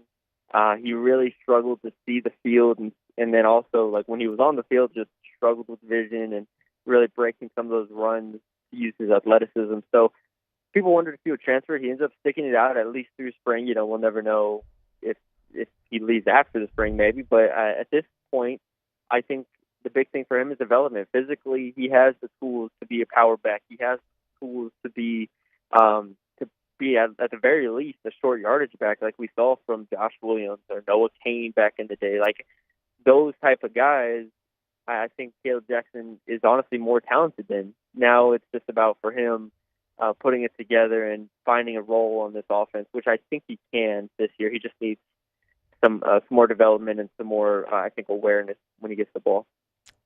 Matthew, before I get you out of here, just one more for you. Look, a lot of people were disappointed last year, and I get it. You went through the ugly 3-game skid. Now you finished the season on a high note, but going into 2025, at least on paper, this might be Kelly's maybe most talented team at LSU. I mean, how much pressure is Kelly under this season?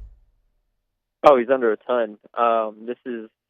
Missing the playoffs last year, especially with the format changing the way that it did, and being, outside of not even a top 4 or 5 team in the SEC, I think there's substantial pressure to get on. Not saying he's on the hot seat if they don't make the playoffs, but I think that's where the conversation starts, and that's where you don't want to be. In year 4, let's say they go 9-3 again and don't make the playoffs, or even worse, they go 8-4 and don't make the playoffs. Then you're talking about 9-3, 9-3, 8-4, 9-3. It's just not good enough for LSU, to be frank. This is LSU, and this is a program that should be competing for championships. At the very, very least, they should be making this new format in the playoffs every single year, or at least most years, under Brian Kelly and with the resources that they've divulged into it. So I'm interested to see how it goes. I think that it's a fascinating season, and I think we'll learn a lot about this team. Game 1 against Clemson right away. If they can win that, then they're in a good spot. If not, then we're in the same spot we were in last year with this team in terms of getting behind the 8 ball. Matthew Brune with the Bengal Tiger and On3 Sports. Matthew, thanks for hopping on with us this afternoon. Yeah, thanks for having me. Absolutely. That was Matthew Brune right there, breaking down a little LSU spring football. All right, when we get back, we're going to continue our talk with LSU. 24/7 Sports put out an article of the 12 fastest guys in college football that you need to keep an eye on, and an LSU Tiger made the list. I'll tell you why that's important and what that player could maybe mean for the purple and gold coming up this season. That's all coming up on the other side here on the Hunt Palmer Show, 104.5 ESPN Baton Rouge. The Hunt Palmer Show. Genesis of Baton Rouge, genesisofbatonrouge.com. They're the only fully exclusive Genesis dealer in the state of Louisiana, and they're right here in Baton Rouge. I told y'all earlier this week we were driving, my wife goes, "Oh, that's that car I really like. It's a Genesis." And she had no idea that I even do this. I was like, yeah, they're really nice. They're really, really nice. And you should know it too. You don't see a ton of Genesis on the road because it's fairly new to our city here. They've only been at that location for a year and a half, but go check it out. It's a luxury vehicle. It's a luxury experience to be a Genesis driver. That means 3 years of complimentary maintenance, a 10-year, 100,000-mile warranty. It's a luxury experience at a reasonable price over at Genesis of Baton Rouge. Every single car that's on the lot at Genesis of Baton Rouge is online at genesisofbatonrouge.com. And all of them, every single model, from the entry level to the highest end, come with the same safety features. Safety is a priority for Genesis. Go check them out. Genesis of Baton Rouge. They're online at genesisofbatonrouge.com. That's Genesis of Baton Rouge.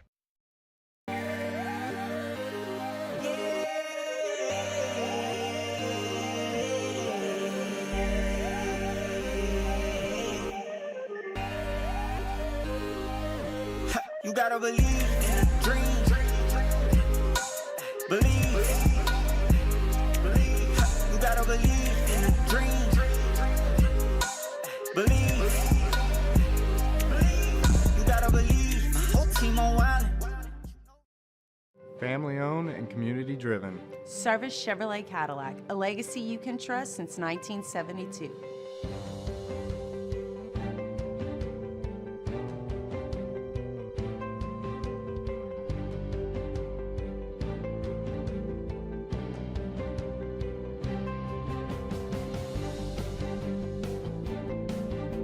Service Chevrolet Cadillac, our family serving your family. For over 50 years. Jerry and Benny Payne began Central Plumbing Company out of their driveway in Tanglewood subdivision. 50 years later and 4 generations down the road, we continue to serve Baton Rouge and the surrounding areas for all of their plumbing needs.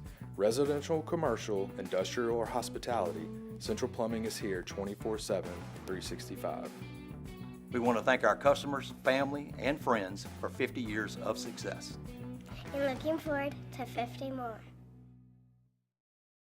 At Auctioner, we know healing is a team sport. That's why we've partnered with world-renowned orthopedic surgeon Dr. James Andrews to create the Auctioner Andrews Orthopedics and Sports Medicine Institute. Whether you're a professional athlete or a weekend warrior, our team of specialists are dedicated to getting you back in the game. So whatever your reasons are for reaching your personal best, we've only got one: you. Auctioner Andrews Institute. Long live you.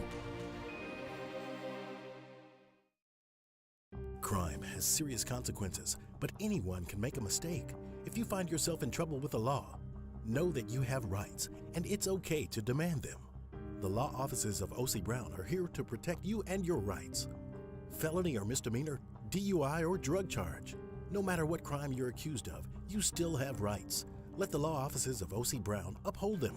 Call 225-343-1111. Your law firm for a lifetime.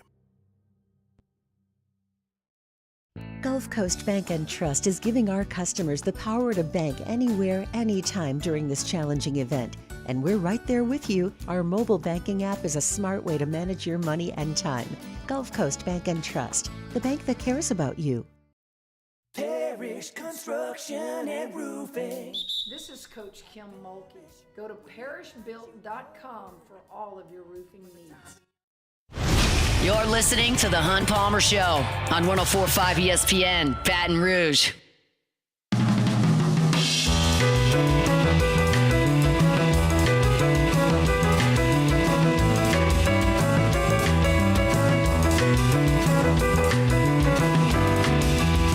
Welcome back in. Wednesday edition of The Hunt Palmer Show. Taylor Sharper with you, filling in for Hunt Palmer. He'll be back either tomorrow or Friday. We'll get you an update on that when we know something as well. Teased it a little bit going into break there. 247 Sports recently, within the past few days, put out a list of their fastest players in college football. They put a list together of 12 names to keep an eye on, and they ranked them 12-1. We'll start at the bottom. Ryan Wingo, wide receiver for the University of Texas, is number 12. They talk about how his speed will help Arch Manning adjust to the SEC. And I get it. It's big for Texas to have a guy on this list because you saw Matthew Golden run a 4.28. That was the fastest time of any player at the NFL Combine at the wide receiver position. You also lose Isaiah Bond. He was a talented guy. So Ryan Wingo could step right in there, be a big-time weapon for Arch Manning early on. Nate Frazier at number 11, the Georgia running back. He's going to have to pick up a lot of the slack. Carson Beck's gone. They're breaking in Gunnar Stockton. They're going to lean on that running game a lot. I think Nate Frazier could potentially have a really big year at Georgia. Damani Jackson, the cornerback at Alabama, sitting there at number 10. At 9, it's Roderick Pleasance from Oregon. Look, we'll skip ahead a little bit. I mean, Ryan Williams at 7 from the University of Alabama. We know how talented of a player he is. At number 4, it's actually Zachariah Branch, the Georgia transfer wide receiver. We know him from USC. Look, I've kind of given my opinion multiple times on Zachariah Branch. I think he is a very fast player, obviously. So does 247. I think that he has potential to be a game changer. However, he hasn't done much at the college level. I mean, he's shown flashes, but I kind of think at this point in his career, he's a little bit overrated. He took a step back from year 1 to year 2 at USC as well. We'll see if he does better at Georgia. Look, he's in line to get a lot of targets because their receiving core is a little bit thin there. At number 3, they have Dylan Edwards from Kansas State, formerly of the Colorado Buffaloes. He was explosive last year at Kansas State, 2 years ago at Colorado. At number 2, it's Nicholas Harbor, the South Carolina wide receiver. LSU fans saw him a year ago when LSU went up there to Columbia. He is a game breaker. He caught a long ball in that game. He's done that throughout his entire career. I believe he's going to move into that true wide receiver 1 role for the Gamecocks this year. It's something that they hoped he would do since he came to South Carolina. This is his 3rd year in the program under Shane Beamer. We'll see what happens there. But at number 1 on this list, 247 Sports has LSU wide receiver Barian Brown. Look, it says that Brown hit 22.6 miles per hour last year during his kickoff return for a touchdown against Louisville. That was faster than any NFL player's recorded times during the 2023 season. For what it's worth, Brown was also slotted in 247's number 1 slot a year ago as their fastest player in college football. So he is there for the 2nd year in a row. They do mention that Barian Brown's production dropped last year at Kentucky. It did, but Kentucky's offense was really bad in 2024.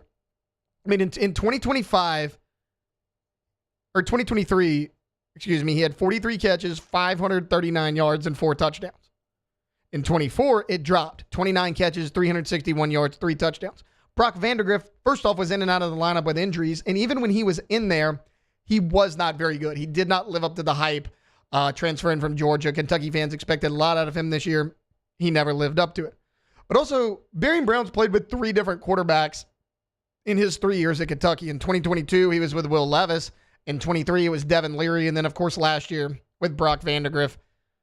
Sure, Will Levis was a starter with the Tennessee Titans. We'll see what his NFL future holds. But as far as Devin Leary and Brock Vandagriff, that kind of leaves a lot to be desired at the quarterback position. And he was productive nonetheless. I mean, he averages 12.5 yards per catch. But it's really him in the return game, right? In a 3-year career at Kentucky, Barian Brown, 50 returns, 1,400 yards, 5 touchdowns, averaging 29.3 yards per return. That is explosive. He set the record. We talked about it. Kickoff returns. He has 5 of them in 3 years at Kentucky. But a 29.3 yard average is impressive. That shows his explosiveness. And I mention all of that because, look, reports are coming out. LSU started their spring practice on Saturday. The first media availability was today. LSU's been tweeting out some videos over the past few days, just some highlights, even though media hasn't been there yet. Garrett Nussmeier and Barian Brown apparently already have a really good connection. In some of the highlight tapes you've seen, there's been multiple deep balls where Garrett Nussmeier has found Barian Brown behind the DBs, and Brown's coming down with the catch. That's good for 2 reasons, and it impacts both of these players. Reason number 1 is Barian Brown did not have a quarterback even close to the talent that a Garrett Nussmeier is, whether it was Levis, Leary, or Vandagriff. In my opinion, Nussmeier is a significantly better quarterback than all 3 of those guys. But on the flip side of things, and more importantly to LSU, Garrett Nussmeier's got another deep ball weapon. All season long last year, until the end of the year, we were waiting for Garrett Nussmeier to connect on deep balls. So many people said, oh, well, Garrett Nussmeier can't throw the deep ball. Guys, he's got a big enough arm to do it. Matter of fact, coming into the season, most people probably would have said, oh, well, Garrett Nussmeier's best attribute might be his deep ball. He was never able to connect on it because Chris Hilton missed most of the season because of that injury. And even when he came back, he wasn't really fully healthy until the last few games of the season. You remember Kyle Parker before he went injured. It was the UCLA game. He hit Kyle Parker down the sidelines. It was an excellent throw. Probably the most underrated throw Nussmeier made of the entire season. I'd put that in his top 5 passes he completed a year ago. He hits Kyle Parker, and you're like, okay, finally, can Kyle Parker be that deep threat for Garrett Nussmeier? It's going to open up the entire offense. The throwing lanes for Nuss across the middle aren't going to be quite as tight because defenses are going to have to respect LSU's ability to take the top off the defense. It's just going to spread everything out. Oh, Kyle Parker's going to be that guy. Kyle Parker goes down with an injury in the same game that he caught that long ball, and then you're kind of back to square one. you're still looking for that deep threat receiver. Look, Aaron Anderson certainly has speed on him, but Anderson played the majority in the slot last year. He wasn't really a deep ball guy. He was a guy that was maybe running, 15 to 20-yard routes, those crossers across the middle. I mean, that was kind of Aaron Anderson's role a year ago. It wasn't until Chris Hilton got fully healthy the last 2 games of the year. Let's look at what Garrett Nussmeier did the last few games of the year, the last 2 against Oklahoma and Baylor when Chris Hilton was fully healthy. As we know, Hilton had multiple touchdowns in those games. Garrett Nussmeier, the last 2 games of the season with a fully healthy Chris Hilton Jr.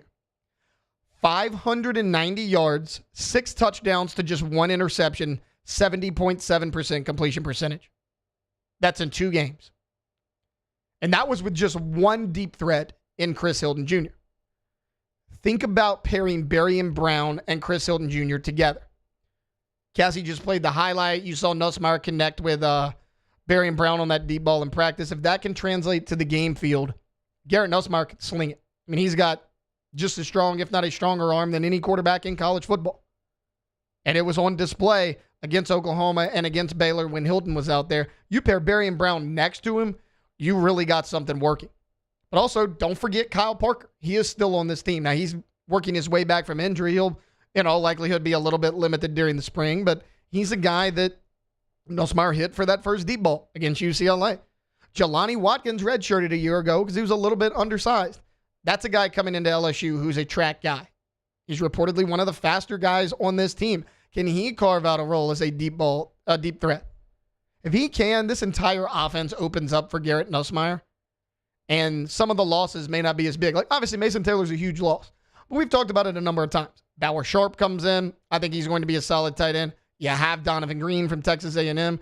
Trey'Dez Green is a freak, whether he lines up out wide or at tight end. Either way, he's going to make an impact. You still have Aaron Anderson in the slot. You still have Xavion Thomas who can catch balls across the middle. And let's not forget about Nick Anderson at 6'5", who you didn't have anybody like that a year ago. He's 6'5", around 220 pounds. Your biggest receiver last year was probably Kyron Lacey at 6'2", 215. Maybe 6'3". You had nobody the stature of a Nick Anderson. Now, Anderson coming off of injury, but he missed the entirety of last season. He got hurt in game 1 for Oklahoma. If he can come back fully healthy, that just opens up so much, and it gives Garrett Nussmeier so many options. If you can shore up the offensive line in front of a Garrett Nussmeier, having a Chris Hilton Jr. and the newcomer Barian Brown in that offense could do wonders for a quarterback. This is one of the reasons I expect Garrett Nussmeier to have a big year. I'll go back to the numbers of the last 2 games.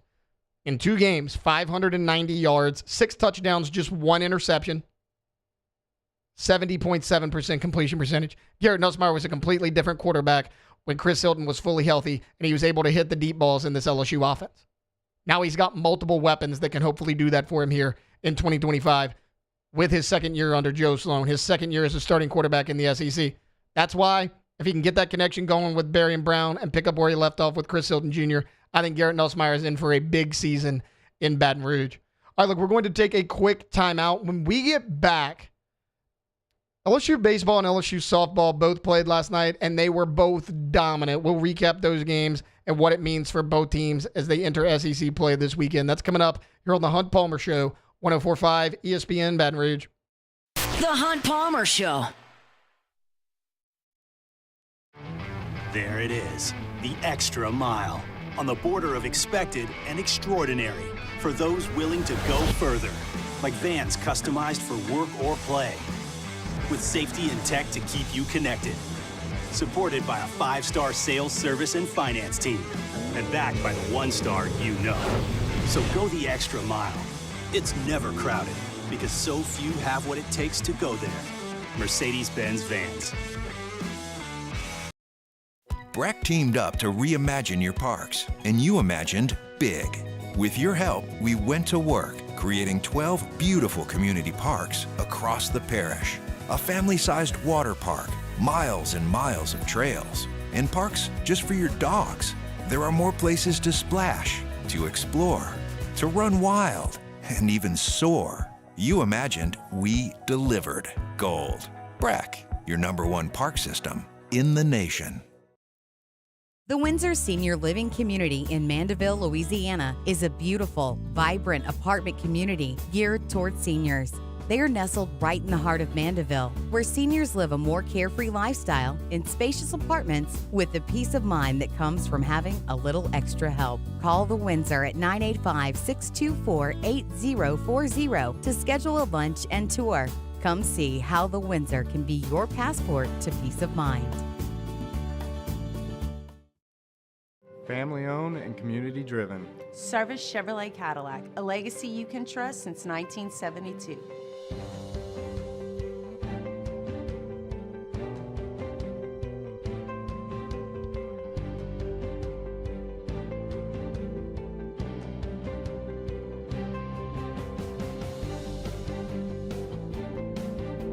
Service Chevrolet Cadillac, our family serving your family. For over 50 years. Jerry and Benny Payne began Central Plumbing Company out of their driveway in Tanglewood subdivision. 50 years later and 4 generations down the road, we continue to serve Baton Rouge and the surrounding areas for all of their plumbing needs. Residential, commercial, industrial, or hospitality, Central Plumbing is here 24/7, 365. We want to thank our customers, family, and friends for 50 years of success. And looking forward to 50 more. At Auctioner, we know healing is a team sport. That's why we've partnered with world-renowned orthopedic surgeon Dr. James Andrews to create the Auctioner Andrews Orthopedics and Sports Medicine Institute. Whether you're a professional athlete or a weekend warrior, our team of specialists are dedicated to getting you back in the game. So whatever your reasons are for reaching your personal best, we've only got one: you. Auctioner Andrews Institute. Long live you.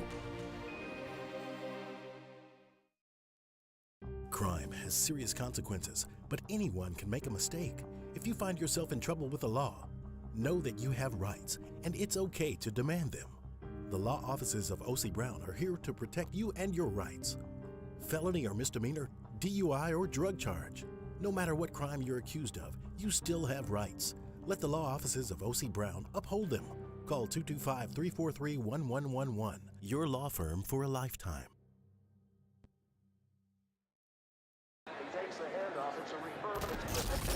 When you can't rely on technology, you can rely on Mountain Cold Refreshment. Dave's back on. Coors Light. Choose chill.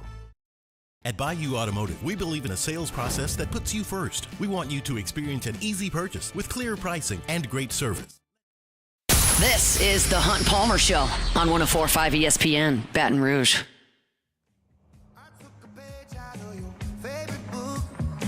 You saw me lies just by the way you look. Talk me a language that I'll never speak. Baby, that ain't for me. That ain't for me. I dug my grave watching you. Welcome back in. Wednesday edition of the Hunt Palmer Show. Beck, we were vibing with this bump music. Who picked this song? I don't know, actually. Just kind of random. I just searched songs on YouTube, and this one came up. Well, you have great taste in music. I just want to let you know. All right, I couldn't have picked it better myself if I had picked the bump music. So excellent choice there. It's almost like you read my mind. All right, guys, want to talk a little LSU baseball right now. God, I kind of want to just keep this on. All right, focus, Taylor. LSU baseball. They played last night as well as the LSU softball team. Both games went about identical. Both teams put up 6 runs in the first inning, and both teams run rule their opponent. LSU gets the big victory over Xavier, and your LSU softball team shuts out ULL 14-0. We'll get into that game a little bit later. I want to start here with LSU baseball. Look, I mentioned they blew the doors off of Xavier, right? The Musketeers looked like they didn't even belong on the same field. It was 17-0 after the first 3 innings. 6-0 after the first, 17-0 after 3. The game was short-lived. It was not very competitive.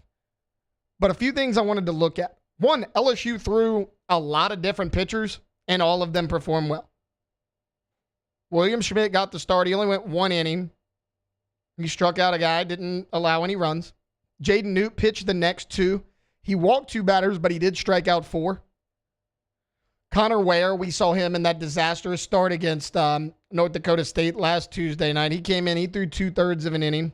He gave up 2 runs. Connor Ware is really struggling right now. But Maverick Rizzi comes in, an inning and a third, didn't give up any runs. Jacob Myers, an inning, didn't give up any runs. Kason Evans, once again, closed out the game. Kason Evans right now has a .90 ERA. He is your closer on this team. We talked with Koki Riley earlier. I know that when Gavin Guidry comes back from injury, he's going to have a role, and he's going to be a guy you have to count on out of the bullpen. Kason Evans is your closer until he proves he can't handle it. Few major takeaways. I think the outfield battle and the DH battle is officially over. Look, you're going to have Derek Curiel in left field. I think he's going to be great there. Chris Stanfield in center. The battle we were kind of looking at coming into the season was who's going to be DH and what about that right field spot? Because really it was Jake Brown, Josh Pearson, Ashton Larson, and some younger guys kind of all battling for that spot. I think it's settled. I think you go Josh Pearson, DH, Jake Brown in right field. I think that both of those guys are hitting the ball well enough. I mean, Jake Brown last night goes 3 for 3. He scores 2 runs. I mean, he was great. He had 3 RBIs. He's batting .391 on the season right now. Josh Pearson, 2 for 2, 3 runs. Had an RBI, .351 on the year, and we know the power that Josh Pearson has in his bat. Both of those guys have to be in your everyday lineup. Look, I like Ashton Larson. I think he's going to still have a role on this team, and he was great down the stretch a year ago. But Jake Brown and Josh Pearson right now are playing too good to not have them in the lineup.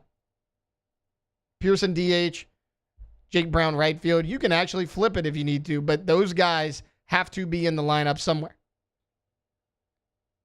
It's not like Ashton Larson's playing bad. He's batting .250 right now. He went 1 for 2 last night. It's just Josh Pearson and Jake Brown are tearing the cover off the ball. You can't take them out of the lineup and get them out of that rhythm. Also, Tanner Reeves has to get the start at third base to begin SEC play. I think he's earned that. He's been excellent. He's hit multiple home runs in the last 4 games. He had a grand slam last night to really open things up for LSU offensively. He's been great. I mean, Tanner Reeves last night, 3 for 4, 2 runs scored. He had 4 RBIs. He's batting .333 on the season. Look, Michael Braswell is still going to have a role on this team. He's a veteran. He's been in the SEC for a number of years now. But Tanner Reeves, a lot like a Jake Brown and a Josh Pearson, is just too hot at the plate right now to justify taking him out of there. You're going to give up a little bit defensively for Tanner Reeves than you would with Michael Braswell, but I think the offense more than makes up for it right now. Sure, Braswell's struggling at the plate, but he struggled at the plate to begin last year. It wasn't really until SEC play that Braswell got it going, and really the back half of SEC play, he was one of the top 3 hitters on your team. And he was a guy that was leading off for you for certain points of the season last year. If Tanner Reeves starts to struggle, if the bat slows down, if he makes some errors at third base, Braswell's there. He's a veteran. You can slide him right in. He's not hitting the ball well enough. You look at Michael Braswell on the season right now, Braswell's batting .182. That's just not good enough. And with Tanner Reeves, I mentioned batting over .330, you have to keep him in the lineup. But watch out for Michael Braswell. We have not seen the last of Michael Braswell. He will have a role on this team. I believe that. Whether it's pinch hitting, pinch running, Tanner Reeves struggles. He's a young player. You put the veteran back in. We'll see. Braswell is still important to this team. I just don't think you can start him right now going into SEC play. I think Tanner Reeves has earned that job. Also, me and Koki talked about it a little bit in hour number 1. I believe that as far as your weekend rotation goes of starting pitchers, you are in a better position this year than you ever have been under Jay Johnson. Look, even in 2023, you had a Paul Skeens, you had a Ty Floyd. Your third spot was still up in the air. You wanted it to be Thatcher Hurd. A couple guys went in and out of there because of injuries. At the end of the year, Hurd started to pick it up, but it was kind of a struggle for most of the year. At least heading into SEC play, you didn't really know who was going to be that number 3. Right now, with Cade Anderson, Anthony Ianson, and Chase Shores, you have your 1, 2, and 3. No question about it. Anderson has been dominant. He looks like one of the best pitchers in the SEC. Anthony Ianson, while allowing some base runners, has gotten out of multiple jams, showed that he can keep his composure on the mound, had 15 strikeouts on Saturday. And then we know the potential of Chase Shores. We've seen him be dominant at times. I really like this team's potential going into SEC play. Look, I think this team has a shot to sweep this weekend. I don't know if they will, but they have a shot. Missouri's not a very good baseball team right now, but you're still entering SEC play. I'm excited to see it. As far as the catcher position, I think that's over. I think it's Luis Hernandez. Cade Arambete's, he's going to be needed. You'll probably need him at some point this year, but look, until proven otherwise, Hernandez is your most complete guy. He's always been the most consistent behind the dish. He's also hitting the ball well. He's batting around 270 right now. If he can do that for the entire year, you're good. Because you could put him near Stanfield. If he can get on base an average amount of time, Stanfield's a good enough batter with a good enough speed. He can turn everything over to the top of your lineup with Curiel, Jones, and Dickinson, which I think might be the best 1, 2, 3 in the SEC. So I'm excited. Again, they blow out Xavier last night. They will take on the Missouri Tigers to begin SEC play. Before we take a timeout, we got a few more minutes. I want to mention LSU softball. They take down the ULL Raging Cajuns last night, 14-0 in a run rule. Jaden Heavner was on the mound, improved to 7-1. She threw all 5 innings. She had 6 strikeouts, only allowed 1 hit. She did give up 4 walks, but none of them did any damage because they were able to throw that shutout. We were talking about it a little bit on the morning show. It's kind of run-of-the-mill for Jaden Heavner right now. I mean, anytime you see a pitcher go a complete game, 1 hit shutout, you're blown away. But we've seen it from Jaden Heavner. I mean, that's kind of the norm right now, right? She's thrown the no-hitter. She's done things like this multiple times already in her young career. This is the 4th consecutive game that LSU has scored 10 or more runs in 5-inning run rule victories. They have 14 double-digit hit games, 11 RBIs just on Tuesday night, and it was everybody. Danica Coffey at leadoff. She was 2 for 2, had 2 RBIs. Mackenzie Rudity was 3 for 3. Tori Edwards 2 for 3, hit a home run in the 4th inning. She had 2 RBIs. She scored 2 runs. Just like the LSU baseball team, they came out swinging. They scored 6 runs in the top of the 1st inning. Look, I don't know where this team is going to go, what they're going to do for the remainder of the season. But here's what I do know. Right now, this team is solid top to bottom. You have a good mix of young players with veteran talent. And then Sierra Daniel has found a hole at second. If you remember a year ago, LSU was dominant before SEC play. Danica Coffey goes down with an injury. After that, you really struggled at third base. You had to throw a freshman Sierra Daniel in there maybe before she was ready. You went Maddox McKee. You went Madison Manning. It was kind of a turnstile there at a very important position like third base. Sierra Daniels found a home at second. She looks good there defensively. She's tearing the cover off the ball right now. And you have Danica Coffey, who's been in this program for a number of years, as your leadoff batter at the hot corner at third, where you want her, where you wish you would have had her a year ago. And also, thanks to a player like Jaden Heavner, you're much better on the mound than you were a year ago. Because Sydney Berzon was great. She's great this year. But last year, outside of Sydney Berzon, it was kind of hit or miss what you were going to get on the mound. This year, you have Heavner, you have Berzon, and then whether it's Emily Casanova, Ashley Vallejo, all of them have looked really good. You have good hitting top to bottom in this lineup. You have dominant starting pitching, and it's a team that, frankly, doesn't make a lot of errors. Now, things could always change going into SEC play, but right now I really love Beth Torina's squad. We'll see what they do. I mentioned that the LSU baseball team will open SEC play on a 3-game series starting Friday against Missouri.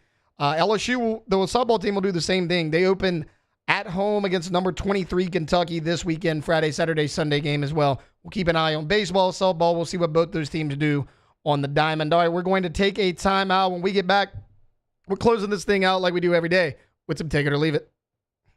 The Hunt Palmer Show. Audio Video Security Solutions, AVSSLA.com is the website. Mitchell Fisher and his local team are fantastic to work with, and they do a number of things.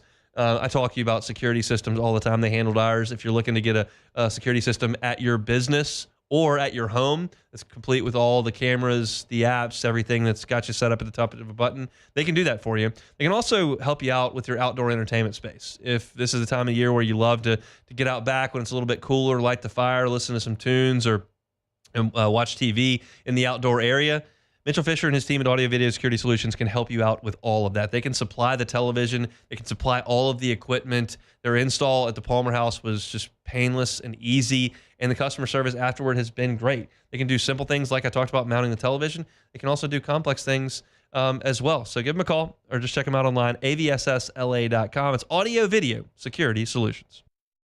Gulf Coast Office Products is a nationally recognized Savin office equipment dealer based right here in Louisiana. Over 100 employees strong, Gulf Coast has the boots on the ground to support all vertical markets, from education, engineering, legal, and finance. With the latest in office technology, from desktop to production segment units, Gulf Coast and Savin have the perfect fit for you. Call 225-756-2644. That's 756-2644 for Gulf Coast Office Products.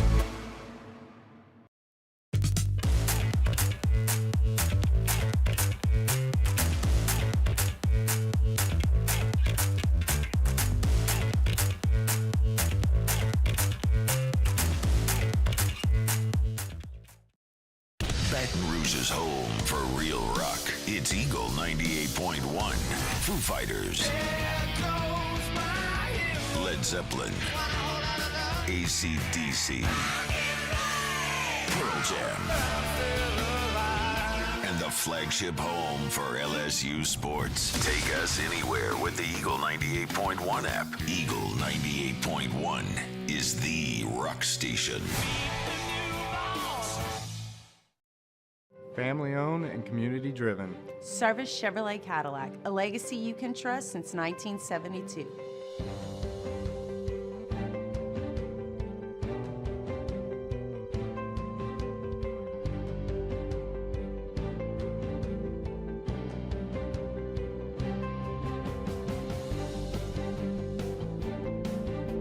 Service Chevrolet Cadillac, our family serving your family. For over 50 years.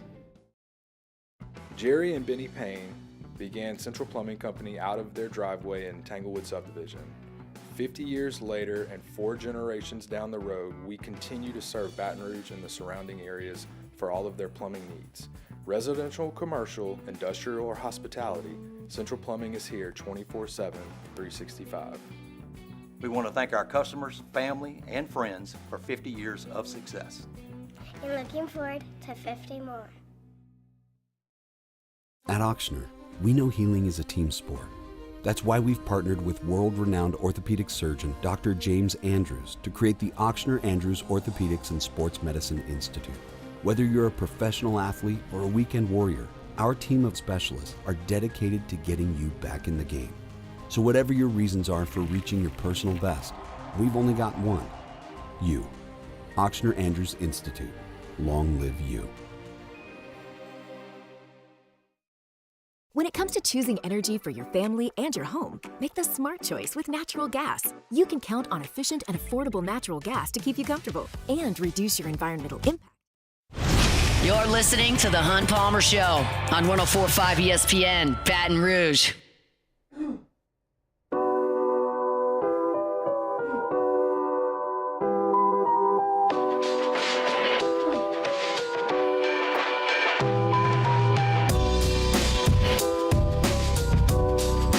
Join us at the Louisiana Outdoor Expo at the Lamar Dixon Expo Center this weekend, March 14th through the 16th. Head over to the front or back booth and register for your chance to win a U10 New Canoe, a compact, versatile kayak perfect for fishing and hunting adventures. Visit 1045ESPN.com for details. Also, register for our bracket challenge. The VEX European Bracket Challenge is now open. You can start registering at 1045ESPN.com right this moment, and then be sure to come back and get your picks in after the first games are announced this selection Sunday.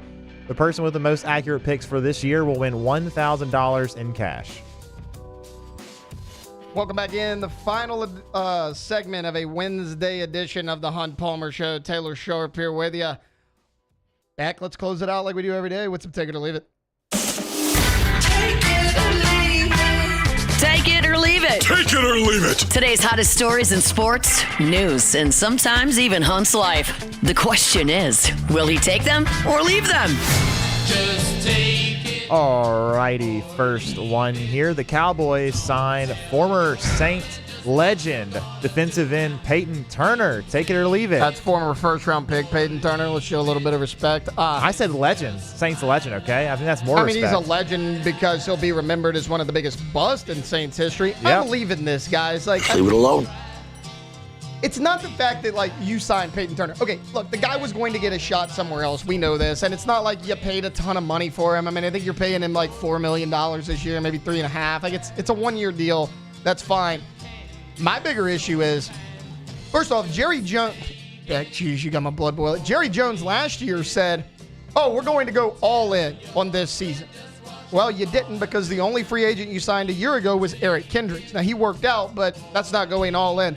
This year, he probably thinks it's cool and hip to, be all secretive, saying we're going to be selectively aggressive. I don't think you're selectively aggressive going after a guy like Peyton Turner. Also, I was okay with you letting go of Rico Dowdle at running back because I thought he was kind of average. You replaced him with Javonte Williams, who is the spitting image of Rico Dowdle, so you didn't really improve in that area. I don't really know what they're doing. He freed up all this cap space restructuring Dak and CeeDee Lamb, but he's not really doing anything with it. Here's something shocking, Beck. The Cowboys have not signed a free agent with a contract $6 million or more since Greg Hardy in 2015. Oh, my.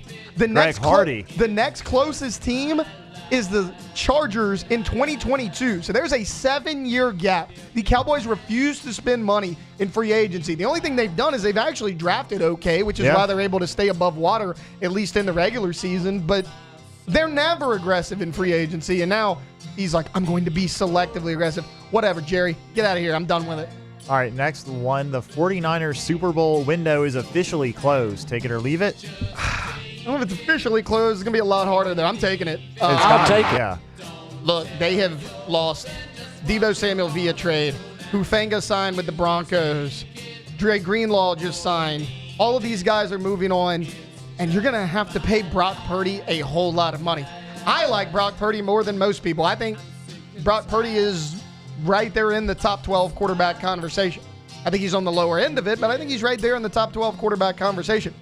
The reality is, though, you have been so blessed and privileged to be able to play with all of these talented guys on a 7th-round rookie quarterback deal. You're no longer going to have that. This deal for Brock Purdy is going to be in excess of $50 million a year in all likelihood. The only key free agent they've signed is DeMarcus Robinson at wide receiver. You still have Ayuk, but he's perpetually hurt. Juwan Johnson might be your best, most proven receiver. Ricky Pearsall showed flashes as a rookie, but you also moved on from 2 starting offensive linemen. You signed a backup tight end for George Kittle. That's really all you've done. McCaffrey's hurt. You re-signed Jordan Mason. That didn't really move the needle for me. I think Shanahan's a good coach. I think Brock Purdy's a good quarterback, but we're going to find out just how good because all of their talent from these Super Bowl teams are gone. That's the importance of winning. They've gotten there twice, but they went 0 for 2. You have to win because at some point you're going to have to pay your quarterback and move on from these guys. We talk about it all the time with Cincinnati and Joe Burrow. Can he even get back there? He was on that rookie deal the first time they went to the Super Bowl. They didn't build the proper roster around him. Now he's making a ton of money, and you're not able to fill the needs elsewhere. The 49ers are in the same boat right now. It's going to be difficult for them to get back there. All right, last one here. LSU baseball will sweep Missouri this weekend. Take it or leave it. I'm going to take it. I'll take it. They don't necessarily have to. Look, it's the opening weekend of SEC. There's still a lot of ball to play in front of you, but I think they're going to. I think that by all accounts, Missouri is the worst team in the SEC, at least heading into SEC play. They have struggled a lot more than most people thought they would out of conference. I think that the LSU has a chance to do it. We just talked last segment about their talent in the starting rotation, right? Cade Anderson, Anthony Irons, and Chase Shores. That's just their starters. Kason Evans has been great. Gavin Guidry is going to come back at some point. It probably won't be this weekend, but he's going to come back at some point. Connor Bench has been good out of the bullpen. Maverick Rizzi's been good out of the bullpen. DJ Primo's been good out of the bullpen. And that's just your pitching staff. Look at your hitters, top to bottom. We were talking about it with Koki earlier. I just talked about it last segment. 1 through 9 right now, you feel really good about. I mean, you're so deep right now in the field that Michael Braswell, Ashton Larson may not be in your starting lineup. They're struggling to find playing time. They were staples on your team a year ago. That's how deep and how talented this LSU team is. So I think they're going to sweep. I don't think they have to, but I would really like to see it. That would get SEC play started off on the right foot. All right, that's going to do it for a Wednesday edition of the Hunt Palmer Show. When we get back tomorrow, it may be me, it may be Hunt. I'll actually find out here in just a few minutes. We're going to continue to talk New Orleans Saints as Luke Johnson's hopping on LSU football on the practice field. There's been some reports from the media portion viewing of that. And obviously, we're going to talk some LSU baseball as well. That's coming up on a Thursday edition of the Hunt Palmer Show. Matt Moscone is next, 3 to 6. The Hunt Palmer Show. There it is, the extra mile, on the border of expected and extraordinary, for those willing to go further, like vans customized for work or play, with safety and tech to keep you connected, supported by a 5-star sales